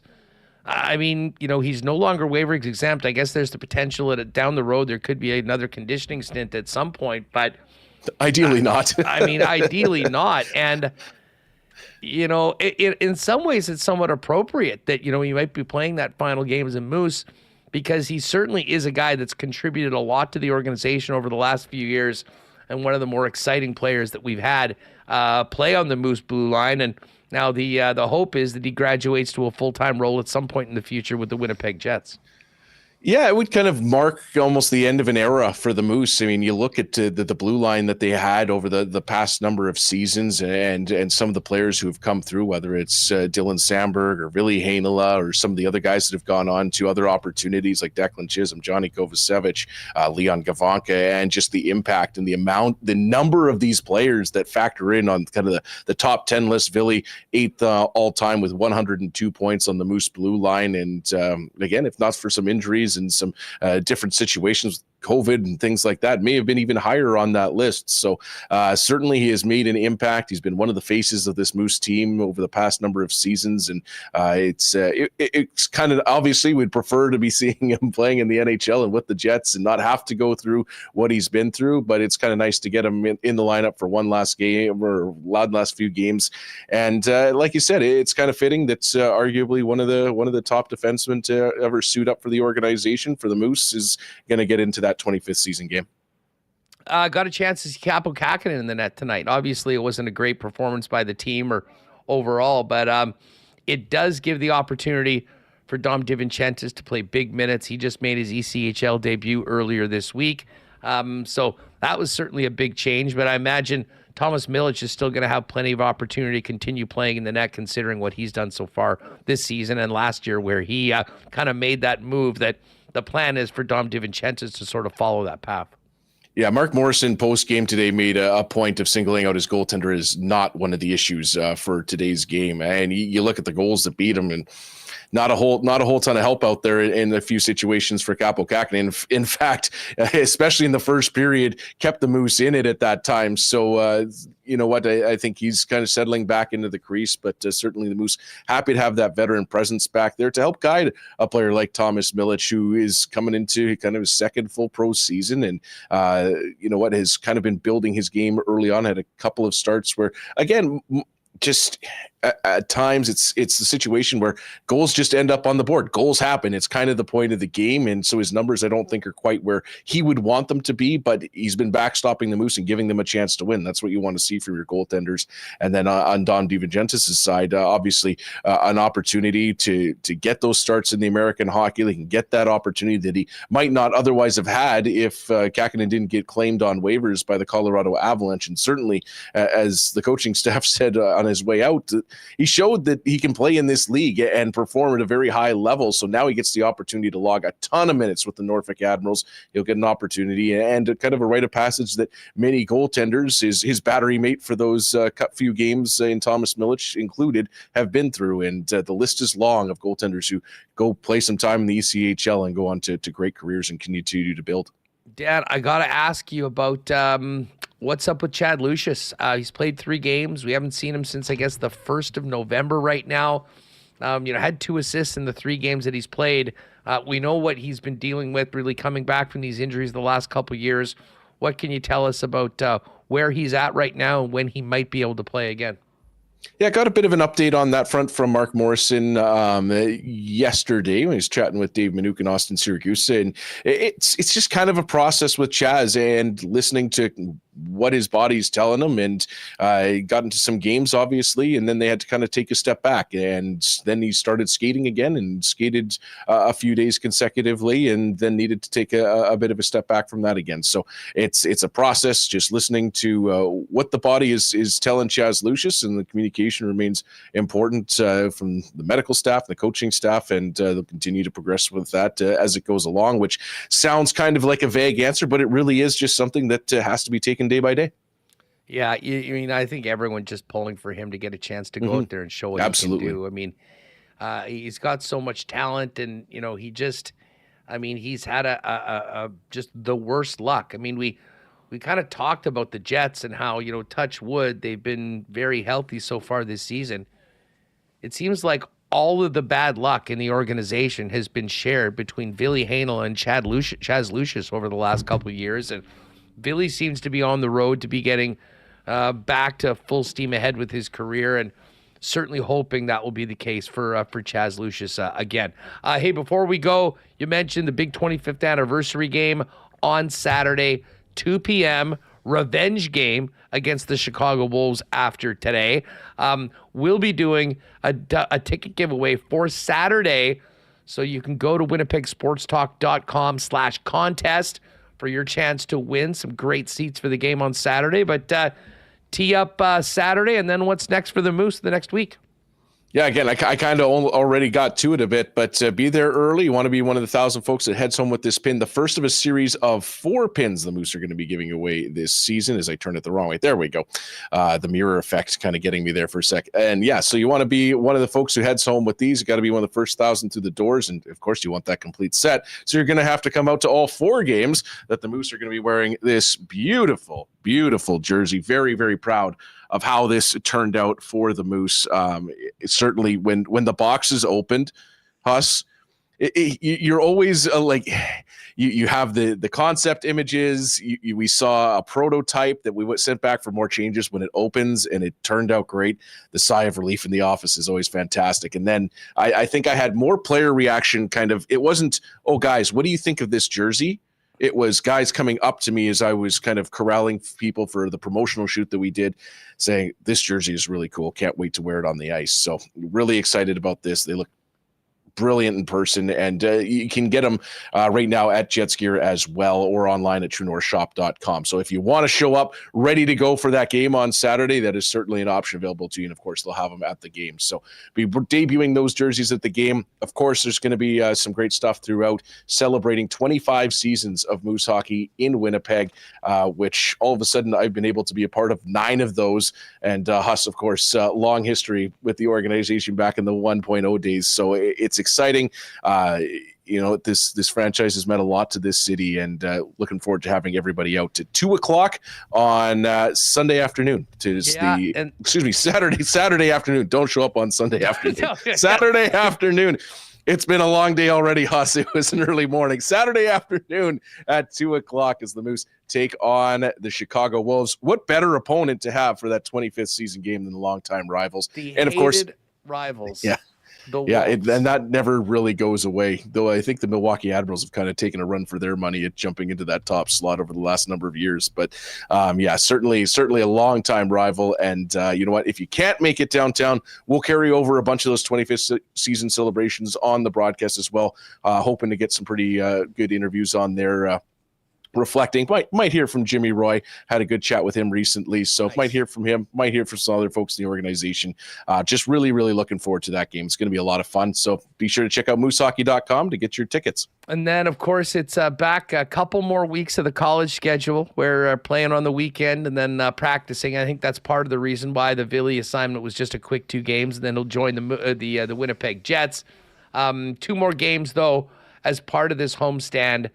Next 2 weeks, the weekends, Friday and Sunday next week against Calgary, and then Belleville on Friday and Saturday, December 6th and then December 7th. And then we start getting some weekday games and a lot more going forward. Finker, have a great call on the weekend and kick the feet up. You've had a busy day already. We appreciate you jumping on with us. Hey, it never stops. Got a Saturday game to get ready for here. So thanks for having me on, and hope to see everyone out on Saturday. Sounds good. All right. Great stuff from Dan Fink. Again, Moose dropping a 5-0 decision today. Capo Kakinen in net, although Mark Morrison singling him out as one of the guys that really did step up today. And Ville Heinola with a 20-plus minute performance on the blue line. He'll play one more time Saturday afternoon. Great time to get out and see him and see those new jerseys. And then, of course, Billy's going to be joining us. Hey, listen, we're going to give a big cheers to our friends at Little Brown Jug. I did want to mention, and shout out to Les, who was giving it to me in chat. I thought I had mentioned off the top of the show, but then I realized we got into talking about Chad Posthumus, and I did not mention, I did on the Lock Shop, that the Bombers did announce a signing today. In addition to talking about what may or may not happen with their coaching staff and with the management staff, good news. Sergio Castillo is back for another year with the Winnipeg Blue Bombers. Now, I wouldn't at all be surprised if we're getting notices almost on a daily basis over the next little while, just because of how much work needs to be done for the Winnipeg Blue Bombers with the long list of free agents. But there was absolutely no doubt that Winnipeg wanted to get Sergio back in blue and gold after the incredible season that he had. Good news. Sergio is back. We'll probably see him taking some pictures at Jets and Moose games maybe while he's in the city. But most importantly, bring in that nuke of a leg that he's got here to kick bombs for the Bombers next year at Princess Auto Stadium and around the Canadian Football League. So a perfect way to segment into our Little Brown Jug spot, because it's a big cheers to Sergio Castillo back with the Winnipeg Blue Bombers. We're not just for the showboats or the champions. We're here for the good ones. The ones who work hard and show up for others, not to get recognized, but because it's the right thing to do. We'd like to think that our good intentions show up in our beer. We keep working to perfect it, not because we want fame or fanfare, but because you deserve it. 1919, the good you deserve. All right, we'll get to the Coolbet lines in a little bit, but we do have a very interesting game tonight. Not that the Cleveland Browns are particularly that interesting. The Steelers, though, are. The Steelers can cash my over 8.5 wins ticket tonight and go to 9-2 with a win in the dog pound We'll talk about the lines and what else is going on a little later on. But the reason I bring it up is because it's a great night to get to Boston Pizza for Thursday night football. And BP is going to be the place to be for the next few nights because we've got Steelers-Browns tonight, Jets-Penguins tomorrow, Jets-Predators on Saturday night. And whether it's NFL football or Winnipeg Jets hockey, Boston Pizza is the place to be with your chance to win and spin the wheel for great BP prizes, including food and more. And, of course, Royal Sports swag for Winnipeg Jet games and NFL jerseys on NFL nights. And while you're there, you'll be able to enter to win the grand prize trip for two to see the Jets in Boston against the Bruins with deluxe hotel, airfare, tickets to the game included. And BP's also hooked up tickets for the Bulls and Celtics the night before. Make sure you get your chance to win by popping by for Winnipeg Jets hockey at Boston Pizza. And hey, if you are staying at home, get the great taste of their new holiday menu and more by ordering online at bostonpizza.com. And listen, speaking of the holidays, Black Friday coming up. Now is the time to get down to Royal Sports, the ultimate sports superstore at 750 Pembina Highway. Take care of all that holiday shopping early with the biggest selection of Winnipeg Jets merchandise you will find anywhere, whether it's all the jerseys customized with your favorite players, name and number on it, or otherwise, hoodies, hats, toques, sweaters. They've got it all at Royal Sports. And as I mentioned, if you haven't seen the amount of stock they have, you got to be there to believe it. Tons of great Bomber merch and, of course, all the best of the National Football League, the National Hockey League, international soccer. There is no better place you can be to take care of that entire shopping list while you're at it. And, of course, Royal is the hockey superstore in town. Full equipment, the best stick selection in city, all the way down to pucks, stick tape, and skate sharpening. It's all at Royal Sports, 750 Pembina Highway. Check them out on Instagram and give them a follow at Royal Sports Winnipeg for the latest merchandise drops, sale information, and great holiday gift ideas. We'll get to the Coolbet lines in a few minutes. But if you joined us late, we started the show off with some terrible news today for the Winnipeg sporting community in the loss of Sea Bears star, Winnipeg native Chad Posthumus, who passed away following a brain aneurysm suffered a couple weeks ago at the age of 33. Chad was an incredible person, one of the most popular players that we've had with the Sea Bears, a guy that was a mainstay at all of the Sea Bears community events, and someone that had been representing this city, this province, and this country around the world for his entire adult life since starring as one of the top high school players in the country as a River East Kodiak. And, we spent some time talking about, just how devastating this news is to the basketball community, the sporting community, the Sea Bears family. But Chad was a favorite of ours as well, and our listeners. And right from the first day that he signed with the team, was always more than willing to jump on with us, talk some hoops, talk about being a Sea Bear, playing in the city of Winnipeg. And, just to remember Chad today, we wanted to play some of that first interview where Chad Posthumus joined us with so much excitement, being the first ever player signed by the Winnipeg Sea Bears. This is some of what that sounded. Chad, what's up? Welcome to Winnipeg Sports Talk and welcome home. How are you? I'm good. How are you doing? Thanks for having me on the show. You know what? I'm great. This is a fun time. We got a lot of excitement about the local hockey teams as we get down the playoff stretch. But, we're going to get into spring, and we've got a new kid on the block when it comes to the sports scene, and is the Winnipeg Sea Bears of the CEBL. Can't wait to talk to you about the league which you played in and the team. But you are a hometown product. You were an incredible star at a high school level. Fill us in a little bit on your basketball journey since we saw you starring at River East, playing both north and south of the border as a college player, and then transitioning over to the pro game. Yeah, I was going to say, I don't know if I'm that new at this point in time. I'm getting up there in age, but still going. Yeah, no, started obviously at River East, just down the road here. And then moving on from there, went to the University of British Columbia for a year, played there. Kind of decided that Canada basketball wasn't just the ceiling for me at that point in time. So made some changes, went down to play in the U.S., ended up at Morehead State in Kentucky, and that's a Division I school. So playing down there, had a really great couple of years there. Brought me a lot of opportunities, I guess you could say, post my college career. So right out of there, ended up signing with the Chicago Bulls in the NBA. Had a summer league contract with them, and then move into a preseason thing. Didn't end up working out with them, but kind of opened the doors for me to go play overseas, where I ended up playing in Japan for a few years. And then after that, as you mentioned, been all over the world. Played here in Canada, played in Argentina, played in China, played in Uruguay, and then traveling around everywhere with the senior men's and Canadian national team as well.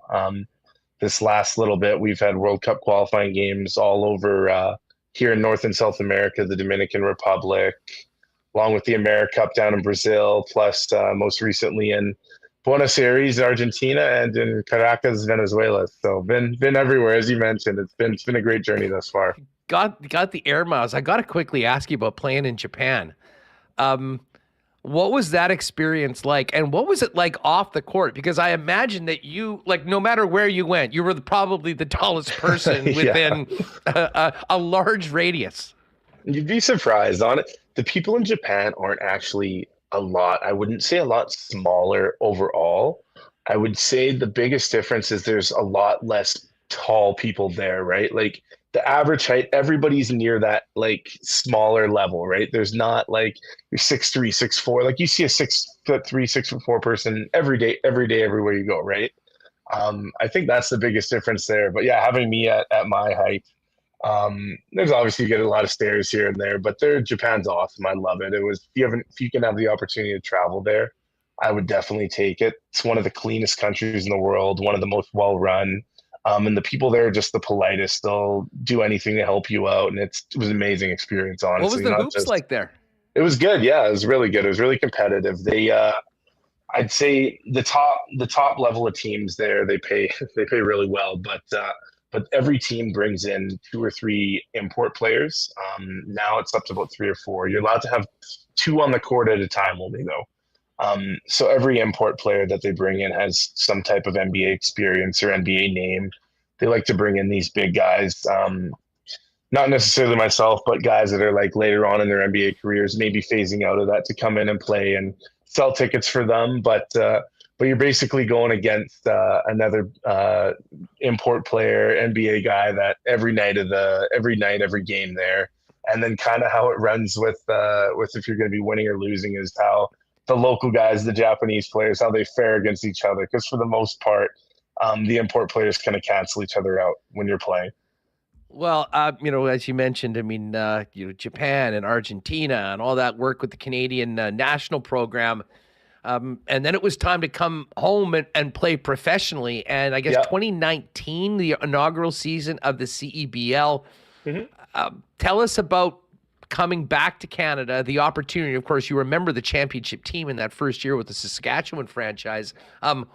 Tell us about the opportunity for the CEBL and what you've seen from this league that we're all going to be introduced to in a couple months live here in Winnipeg.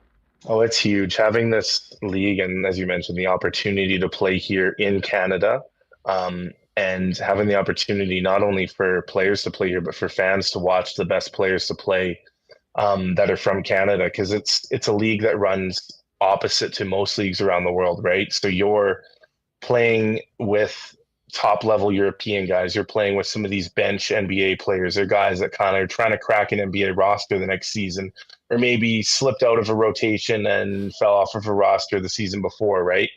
And they're trying to get back. So you're actually playing with, and then for the fans, getting to watch guys that are playing in the top league in the world on a nightly basis. So kind of having that, plus with the U Sports partnership that they have for these young kids, it's bringing a lot of the talent that normally would go play Division I, staying here in Canada to play U Sports, because you have those players that dress every night. Of the 10 players, one of them has to be a U Sports player. So whether they're getting a lot of minutes or not, they're in practice with us every day. They're working on their game. They're playing with pros.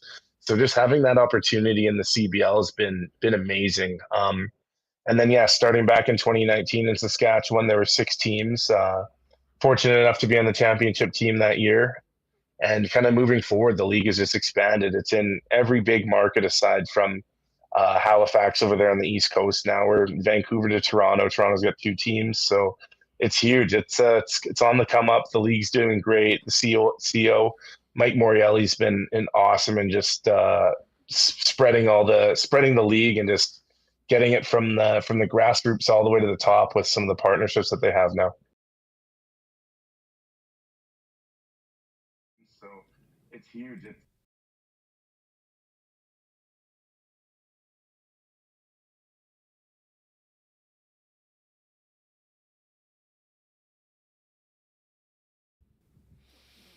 All right, that was listen, that was heavy, but we knew just how loved Chad was in this city and certainly amongst our listeners. And again, we were so thankful to have him on the program. That was the first time, but that was the first of many. And a couple really nice mentions in chat. Our pal Alicia Boy, Bruce, saying, for many of us, these interviews are how we got to know Chad.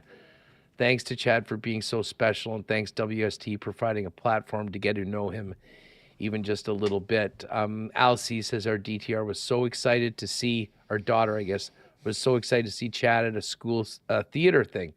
He was supporting a youngster, I assume grade 4 to 8. And then daughter said, luckily he sat behind us, and starts laughing. Yeah, you don't want to be sitting in the seat behind Chad Posthumus. I'm sure there will be plenty of tributes to Chad moving forward from the basketball community and certainly from the Winnipeg Sea Bears. But we wanted to play that today, remembering Chad, his incredible basketball journey, his contributions to hoops here in the city, and basically just the smile that the big guy brought to everyone. Listen, we'll get to our other lines in just a minute. Let's bring Rima back in here. And I mean, one other thing that I know people were sort of talking about today that had been in some ways a great mystery for the last number of months, really a year, to be honest, is what had become, speaking of Winnipeg superstars, of Jonathan Toews. And I had heard in the last few weeks that he had gone to India for some sort of thing for healing. And he made a post on Instagram speaking about his healing journey. And, if you're with us on YouTube right now, you can see the picture. And maybe just flip through these, Remo, if you can, while we've got it up. He's been doing a healing journey. And I am, listen, I'll be honest, this is very foreign to me. But from the sounds of it, he has really benefited from it. He has been in a great place. It'd be fascinating to talk to him more about this at some point when he returns. Have no idea about, what this means for his future. But I'll tell you what, for someone that was obviously dealing with a lot, which kept him as one of the biggest superstars in the National Hockey League, a legend, a surefire Hall of Famer. As we talked about, as we go into best on best, as John Shannon reminded us yesterday, the top player for Canada at the 2010 Olympics, I should say. But just some fascinating pictures on where and what Jonathan Toews has been up to. And, we just, wish him, nothing but health and happiness moving forward. And, now that he's actually come public and kind of mentioned what he's doing, it will be, I'm sure we'll find out some more details about this, but, there's a lot of fans of Jonathan Toews here in this city. Of course, his namesake at his former Dakota Community Club, Jonathan Toews Community Center. It's it was very interesting to hear that. And, from the looks of it, he looks to be doing great. And I think this has been, certainly from the sounds of it, a very, very positive move for Jonathan, who was dealing with a lot over the last few years. Yeah, he hasn't played in the NHL for a number of years, and he put out this post on Instagram today. Jonathan Toews, not going to read the whole thing, but he said, as some of you may know, I've been on a bit of a healing journey. I've had many ups and downs, brief moments of hope working with a whole bunch of different doctors and modalities, followed by doubting if things would ever improve. But I recently spent 5 weeks in India undergoing an Ayurvedic detox called a Panchakarma, and I'm happy to say things are trending. So he goes on to discuss what he's been up to. He says 5 years of searching for a new way to heal the inflammatory and immune systems that took him out of hockey. So this is an update. We'll see what's next for him, but very positive to hear that he's feeling better. And as he said, things are trending. I'm assuming means things are trending up. Yeah, and listen, after such horrible and tragic and sad news about Chad Posthumus, great to have some good news to tell you about with another person that's represented our city so incredibly on an international level, and of course in the National Hockey League is one of the biggest stars in the league for the duration of his career. No Jets tonight, but we do have some NFL football and a pretty busy slate of NHL games. So why don't we finish the show by heading over to the Coolbet lines. And it's funny, Remo, if I told you that you had an 8-2 team playing a 2-8 team, regardless of where it was, you'd think it would probably be a pretty big number. But the Steelers are only 3.5-point favorites in Cleveland, and a big part of that, when you look at the history of the AFC North, is just how often the underdogs have covered these games when the divisional teams are playing. It happened last week when the Steelers beat the Ravens. And lo and behold, the Cleveland Browns beat the Ravens earlier this year. So, as down and out as the Browns look and seem to be, the dog pound's going to be rocking for a game against one of their arch rivals. Problem with the Browns is that when they've lost this year, they have lost big. They're just coming off getting absolutely waxed by the New Orleans Saints.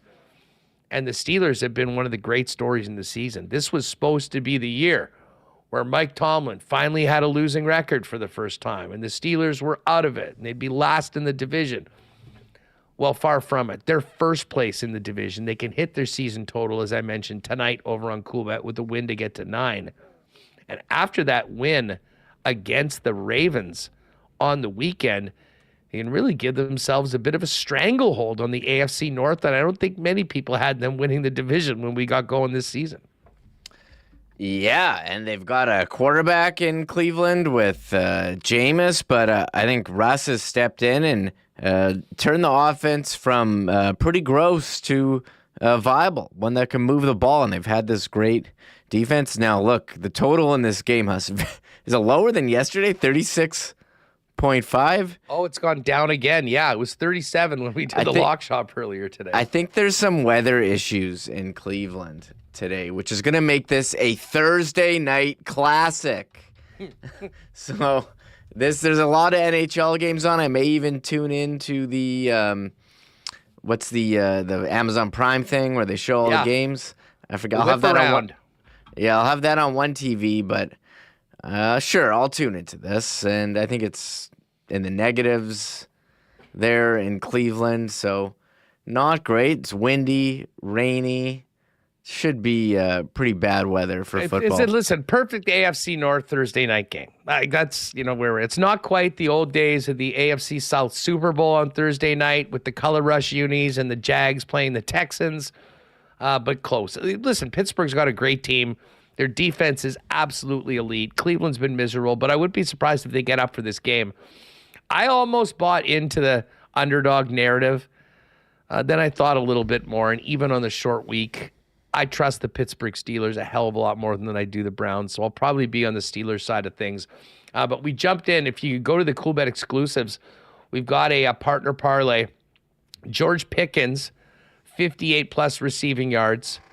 Cedric Tillman, 4+ receptions, and Nick Chubb under 53.5 rush yards. He's yet to get 53 so far this season since his return, and now is going up against a top 5 rushing defense in the Pittsburgh Steelers. That one was 570 or so. It's boosted up to plus 650.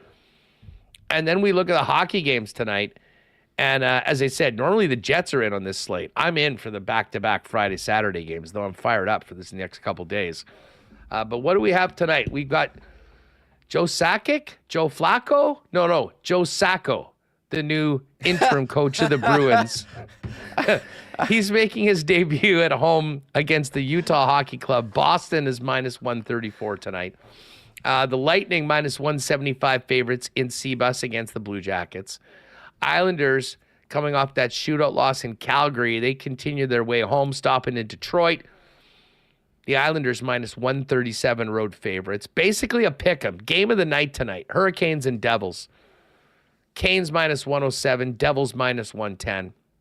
The Golden Knights coming off their shutout loss to the Leafs are in Ottawa.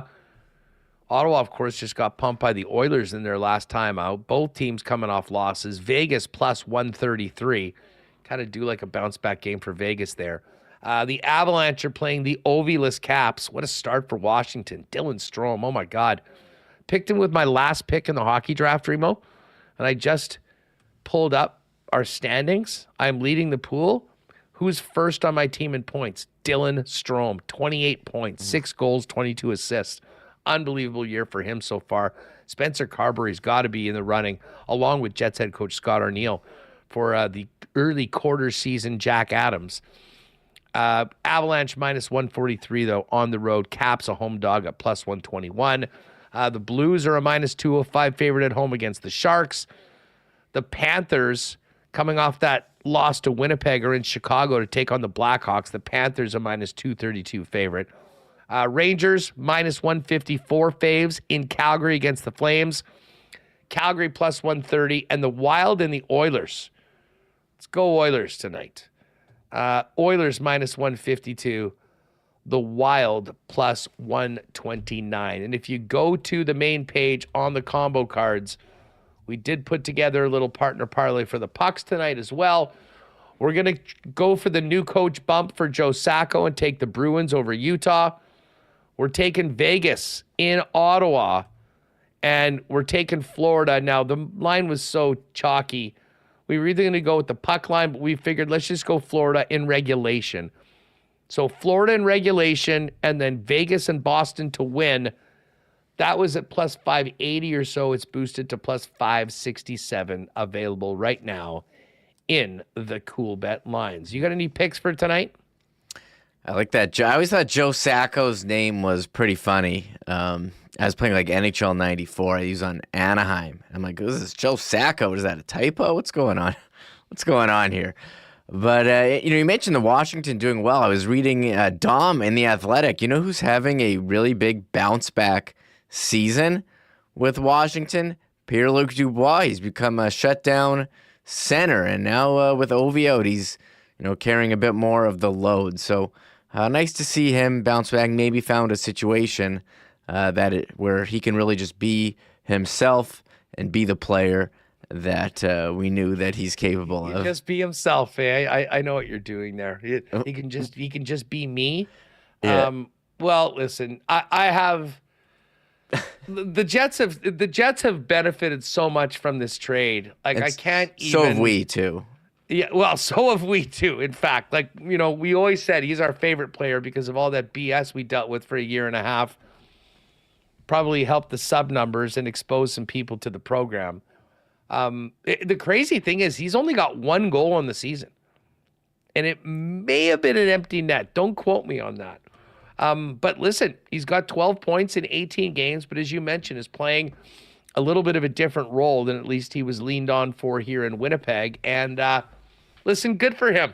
Far too talented a player to play the way he did last year after securing the bag and getting the money. And listen, I'm sure it was somewhat embarrassing and borderline humiliating that, after the investment that the Kings made in him and the price that they paid to get him, they did anything they could to get rid of him. But sometimes a fresh start does wonders for a player. And bottom line is the Washington Capitals have been one of the stories of the season. I mean, certainly the Winnipeg Jets start at the top of the league is right there. But if you look at the Eastern Conference, the fact that the Caps are 13-4-1, good for 27 points through their first 18 games, just 1 point back at the Carolina Hurricanes, pretty darn impressive stuff. And listen, nothing more impressive than the start of Alex Ovechkin. Ovi, 15 goals and 25 points in 18 games. And the hope is that he won't be gone for too long, Remis, after being week to week after taking that hit to the lower body last game. Yeah, we're all on Ovechkin watch here. So you guys have had any lean tonight? One player to watch, Rob Thomas, making a return there for the Blues. What a great team to return against. The Sharks, who lost yesterday to Dallas. And in Dallas yesterday, Robertson and Hintz got on the board. Wyatt Johnson. Robertson and Hintz off to a really slow start. Robertson had that huge season a couple years ago, but I think that's looking more and more like an outlier. He's a very good player, but maybe not quite a perennial 100-point player. It's funny, you mentioned the Wild against Edmonton tonight. We're going to the Wild Jets game here with the WST pack, winnipegjets.com/WST for tickets. I did ask ChatGPT during the show, Huss. There's a player named Ryan Hartman on Minnesota Wild. He's hated by Jets fans. He's a dirty player and has injured players on the Jets by slashing them in the face. We want to make a sign to take to the game showing how much he is hated by Jets fans. What should we put on it? Want to hear what ChatGPT? I'd love to. I would love to. Here's a couple suggestions. Ryan Hartman, public enemy #1 in Winnipeg. A clear and bold statement with a touch of drama. How about this one? Ryan Hartman, the NHL's king of cheap shots. Calls out his style of play directly. Or how about this one? Keep your stick down, Hartman. Direct, hockey savvy, and draws attention to his infractions. And I was like, how about a couple more? I liked this one. Ryan Hartman, leading the NHL in face shots since year. Add a fake statistics for comedic effort. So ChatGPT's got a sense of humor. There's a couple in there. I love the fact that you brought this up, folks. I will tell you that since the AI revolution, Michael Remis is all in on ChatGPT. It's very funny. Do you ask ChatGPT parenting tips? Like you No. ever said, "Oh, my kid is not behaving well." ChatGPT, how do I handle this? And does ChatGPT guide you in other aspects of your life? I haven't thought about that, but we once used it for a bachelor party to come up with a meal plan. And since then, if you ever go on a trip and you type in like, "Hey, we're going on vacation for this many days. We've got 2 adults, 2 kids. Come up with couple meals or whatever, breakfast, lunch, dinner, some snacks, and give us a shopping list." It'll do that. So it'll get pretty good. Or, when we went to the Grey Cup, Huss, I had to come up with a packing list. I'm always paranoid I'm going to forget something. I did ask ChatGPT, give me a packing list. And it was pretty good. Let me see if it's... let me see. I don't know if it is in there, but I do ask tips all the time. It's very good. BA split, LOL. This is classic Remo. Love it. It absolutely is. T-Will sounds like ChatGPT was giving 100%. And then, how's this for irony, considering some of T. Konopali's contributions in the chat? Quit using ChatGPT. It's dumbing down society. LOL. Well, could be. Very helpful in many different ways. And I'll say this. That was a big win. Those were great suggestions from ChatGPT on signs to welcome back Ryan Hartman, public enemy #1. Yeah, there's a couple There's a couple good ones. And where's this other one? Oh no, that wasn't good. I asked something about Minnesota nice. Hartman missed the memo. That was one of them. That was one of them. So I don't know. Maybe we should all go with signs or something created by ChatGPT. Hey, listen, yeah. I'm in. Another reason to join us on the 21st of December. Go to winnipegjets.com/WST. Get your tickets for our next Winnipeg Sports Talk night. Of course, the Jets are going to be having big Black Friday sale as well. Keep your eyes out on all of their socials and deals for what's going on. I just saw your... really? What's going on? I love Black Friday. It's a great time of year. We should have. I think there's a deal. They announced the Adam Lowry bobblehead is coming out with his dog. Did you see that? I did. Hold on, let me see this bobblehead. I heard about it. I see some people in our Discord where we do a lot of other chatting. If you want to keep chatting with us, link is in the description. I'll type it in the chat right now as well. Some season ticket holders are mentioning the gifts that they get for being a ticket holder, and the bobblehead is one of them. So I do see it. It's him and his dog. And we were wondering who was going to, I think before the season, like, where's the bobblehead giveaway? But I guess it's a special thing. And we were saying Adam Lowry, he's the captain, been a long-time Jet, hasn't had a bobblehead. Nice to see him honored with a bobblehead, immortalized forever. Oh, here's the promo. Do you have the picture? Do you have the picture of it with him and his dog? Here. Here's the promo. This is actually pretty funny. Yeah, so the dog goes and grabs this thing. Then he comes back. Come on, Banksy. And unfortunately, Banksy didn't have the ball. What happened to the rest of it? He had the bobblehead. Destroyed it. Banks bobblehead. His hair looks good in it. Let's see. Oh, yeah, I think that looks like him. Okay, there it is. There it is. So Adam Lowry, the C on his chest, best-looking guy in the league, along with one of the best-looking dogs in the league as well. There's Banks. So, and you know what? I got the thing yesterday from the team. It's actually really cool. You got your choice. All the season ticket holders get the bobblehead, and then you had two choices of... or you had 2 credits or whatever for season ticket holder gifts. You could get a Jets rink charger system thing, which I know you got one of those chargers, which is pretty cool. Yes. That was 2 units. Or you could get, that was 2. So if you got that, that's what you got along with the bobblehead. You could also get this really cool, nice 40-ounce mug tumbler. I picked one of those, and then you had the choice between a pin set with 4 different Jet pins and a cooler bag with speakers. What? So I went with the cooler bag with speakers and the 40-ounce tumbler. You get pictures on that. Anyways, another great reason to be a season ticket holder for the Jets, and appreciate them sort of stepping that up over the last few years. Between the 25% discount on beer and select food items and these sort of things, I think they're kind of back to where most other teams are, and certainly it is appreciated for ST holders. So anyways, Dad's asking for quarter seasons. I mean, I doubt it would be the same for seasons as quarter seasons, but I'm sure there is something. So just check your emails from the Jets. And then I believe they send out the Lowry bobblehead as well, if you for the season ticket holders. I'd imagine the QSTs and whatnot would probably have a piece on something like that as well. But talk to your rep, get you hooked up, and I'll look forward to getting those a little later on, and we'll show them off here on the program. All right, that's going to do it for us tomorrow. Tomorrow's going to be an awesome show, Reem.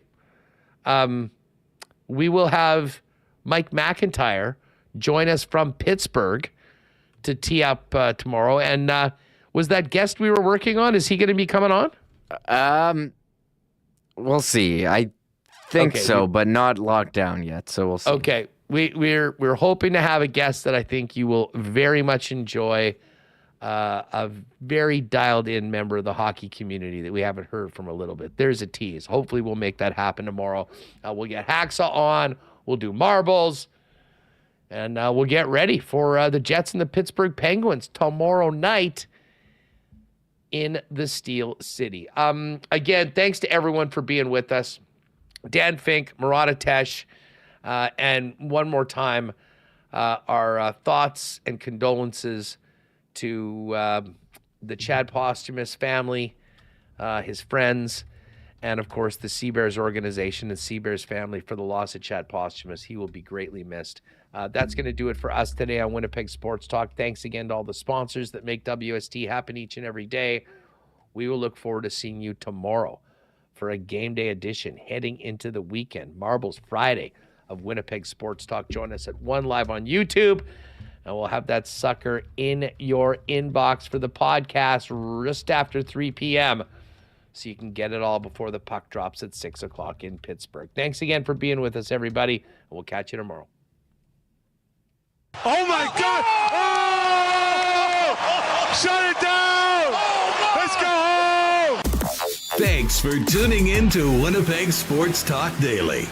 Make sure to subscribe on YouTube and your favorite podcast feed at winnipegsportstalk.com.